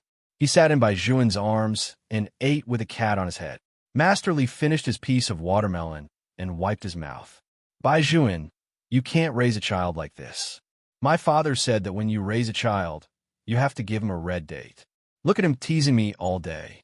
I still have the mark of his kick this morning on my butt. Scram! Bai Juan slowly wiped little Baldy's mouth. He did not want to accept other people's views on education at all. Of course, he had to pamper his adopted child. The other older children had never seen such a small monk before. In addition, little Baldy's head was very delicate. Every part of his body was round and smooth. Just looking at him made people want to pinch him. Thinking of this, Li Hailu stretched out his hand. Bai Juan immediately glared at him. You don't want your claws anymore? Bai Juan, no, I just want to help you guide him. Li Hailu said seriously, my mother has said since I was young that this brat is very difficult to take care of. It's hard for you to take care of a child by yourself, right? I'll help you share the burden. Bai Juan slowly smiled. You don't have to share the burden. If you come over again, I won't let you copy my homework. Don't do that. Li Hailu still wanted to say something. Little Baldy chanted Umitba. Woolly Buddha said that only bad children will be beaten by their parents. Judging from the character of your sneak attack just now, you really do need to be taught a good lesson with a stick. Li Hailu was speechless. Woolly Buddha? Where did this little unearthed cultural relic come from? That's the thought of an old person. Do you understand feudalism? Do you understand superstition? Now, the most important thing is personality. Li Hailu said proudly, Shinji, right? From now on, follow your brothers. You're too rustic. You'll be eliminated by society. Little Baldy did not understand. He turned his head and asked Bai Juan, Little brother, will a Jew be eliminated by society? No. Bai Juan patted the child's head. A Jew will be raised by me in the future. Li Hailu was instantly dumbfounded when he heard this. If he could be raised by Bai Juan in the future, it would indeed be difficult for him to be eliminated by society.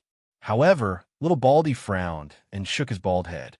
No, in the future, little brother will be raised by me. My mother said that if you want to be a temple abbot, you have to be financially independent. You have a mother? Li Hailu was shocked. He, who was dumbfounded the whole time, only felt that the little monk in front of him was an unearthed cultural relic. It was really strange that he actually had a normal family relationship.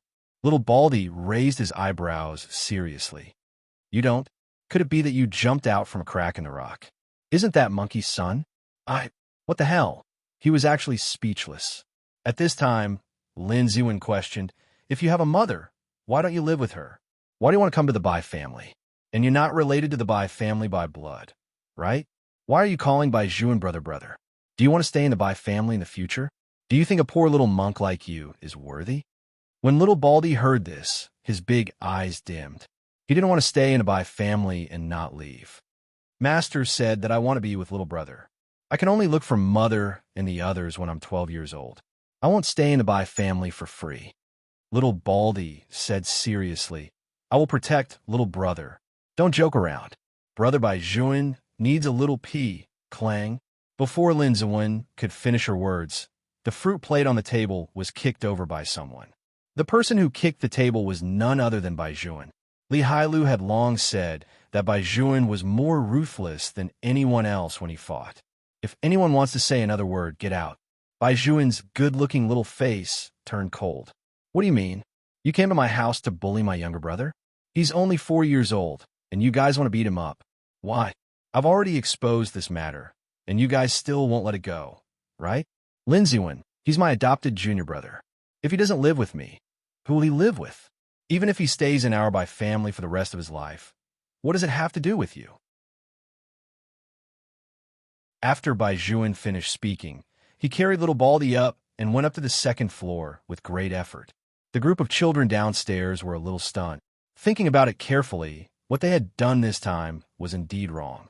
After hearing Bai Juan's words, their faces felt even hotter. Everyone looked in Lin Ziwen's direction. Lin Ziwen burst into tears immediately. She ran out of the villa with a pretty face. In the bedroom on the second floor, Bai Juan was still angry. He rarely got angry because many things were under his control, but the child in his arms was like him in the past. After losing his parents, he had lived with his grandmother for a period of time, and people would say the same thing about him. If it wasn't for the reason at home, which child wouldn't be willing to live with their parents? He had only brought the child home for a day. First, he accidentally let the child get hurt at noon, and now he had to suffer such grievances. Chapter 1122. Bai Juan clenched his fingers tightly. After waking up, the symptoms of hypoglycemia made him reach out and press his forehead. Little Baldy still had a piece of watermelon in his mouth. He stretched out a small hand and patted Bai Juan's head. Little brother, Woolly Buddha, said that if you're always angry, you will grow old. You look quite old to begin with, so don't be angry. Bai Juan was speechless. His child's ability to comfort people could really infuriate the living to death. He finally understood why the senior brothers on the mountain always talked about little Baldy in a loving and hateful tone. I'm not angry anymore. Don't take those people's words to heart. Bai Juan's voice faded. They are not me, and they can't be the head of the Bai family. From the moment you entered the Bai family, you were a child of the Bai family, my younger brother. Little Baldy nodded. Seeing that Bai Juan seemed to have a headache, he stretched out his soft and tender little hand and massaged Bai Juan's temples. Woolly Buddha said that there will always be all kinds of people in the world. There is no need to punish yourself with other people's thoughts. Lin Ziwen, aren't you angry that she said you? Bai Juan was still worried that the child would think too much. I'm not angry. Little Baldy shook his head first, then leaned close to Bai Juan's ear and said seriously, I just think that stupid senior brother is right. The women at the foot of the mountain are indeed tigers. I can't ignore the other types just because Annie Wong is good. I will pay attention in the future. Oh, how will you pay attention? Bai Juan felt that the little hand pressing on his head was very comfortable. He just hugged the little person and lay on the bed. He was not worried about the situation downstairs. With Li Hailu watching, there would not be any trouble. Little Baldy's big eyes were round. How else can I pay attention? Of course, I will beat her up when she talks about me.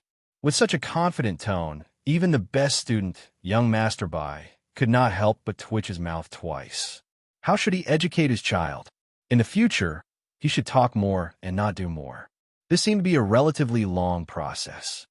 Bai Juan didn't know if he sighed or not, but since that day, for the first time, young Master Bai had the thought of wanting to protect someone. Little Baldy sat on the bed and was still rubbing Bai Juan's head. Then, she seemed to have thought of something, and her little face was very serious. Little brother, I'm not poor. I can support you, so you don't have to worry. Yes, Bai Juan answered, but in fact he did not take the little fellow's words to heart. He just felt that with such a milky child in his arms, he even felt comfortable with his eyes closed. When little Baldy heard that Bai Juan had agreed, she immediately became happy and rubbed Bai Juan's head even harder. Li Hailu sneaked up and saw this scene. He knew that Bai Juan had never been able to sleep well. It was probably related to the death of his uncle and auntie.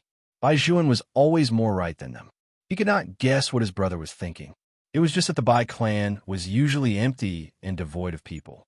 Now that the little monk was here, it suddenly became a lot livelier. Little Baldy was the first to see little Gangster Li. She narrowed her eyes and looked very dangerous. It was as if the other party had entered a territory that he should not have entered. Those who did not know would think that he had provoked some little beast. Li Hailu hurriedly stretched out his hand to surrender. I'm here to apologize to your senior brother. I'm not a bad person. Little monk, it's not right for you to look at me like that. My Dharma name is Xianjiao. The people at the foot of the mountain are always so difficult to communicate with. Little Baldy was very puzzled as to why he refused to call her by her name properly. Bai Juan listened to the little fellow's emphasis and smiled lightly as he patted the child's head. His memory is not good. He always gets a bad score during exams. Bai Juan, you can't smear me in front of your younger brother like this. How can you set up the correct values for him like this? Li Hailu shouted. Bai Juan said very slowly, "You're a bad example." Li Hailu was silent for a moment. He looked at Bai Juan and coughed lightly. "You're not angry anymore, right?" Bai Juan raised his eyebrows. "What do you think? Don't be angry. I have a lot of games to play here. Let's fight online later." Li Hailu used his fist to touch Bai Juan's shoulder. Bai Juan sat up with little Baldy in his arms and said indifferently, "Not interested." "Then tell me, what should we do?" Li Hailu's face was flushed red. "It's our brothers who didn't do well in this matter. Actually, I agree with your way of doing things. As the saying goes, women are like clothes, brothers are like hands and feet. You were right to be angry at Lin Ziwen. We support you. You should do this for your younger brother. But you can't abandon the group of brothers downstairs, right?" Bai Juan smiled. "What are you thinking about? I mean, don't play online games and play something else. A Jew has just arrived. When it's not hot outside, let's take her for a stroll in the courtyard." "Ah, I see." Li Hailu's eyes lit up. He said to little Baldy, "This entire courtyard belongs to us brothers. We'll take you to catch a bird in a while." Little Baldy's face was full of question marks. Silly bird? She didn't understand. It turned out that people who got a bad score couldn't speak clearly. Bai Juan picked up the little fellow again. "She's small, so she can't walk very far. Don't worry, leave it to me." After saying that, Li Hailu ran downstairs to prepare. Annie Wong looked at the sun outside. First, she brought the handmade mung bean soup and mint tea that were frozen in the fridge for the children to drink to relieve the heat. Then, she made some fruit ice cream. The Bai family did not have cola soda. In fact, the more a child came from a military family, the more they controlled their food. The Bai family was even more strict. 7 or 8 older children sat on the sofa, discussing how to catch more birds. It was as if they were going to win a battle. When it was past 4 in the afternoon, the sun outside still hadn't set much. Annie Wong was worried that little Baldy would get sunburned again, so she found a hat that Bai Juan wore when he was young. It was a nondescript combination with the kasaya, and it looked cute. Bai Juan saw that the child was looking up at him with her round little face. Only then did he realize that as the head of the family, he should buy some new clothes for the child. He couldn't let the child come to the city and still wear a monk's robe. Li Hailu was a carefree person. How could he notice the little monk's attire? He raised his hand excitedly.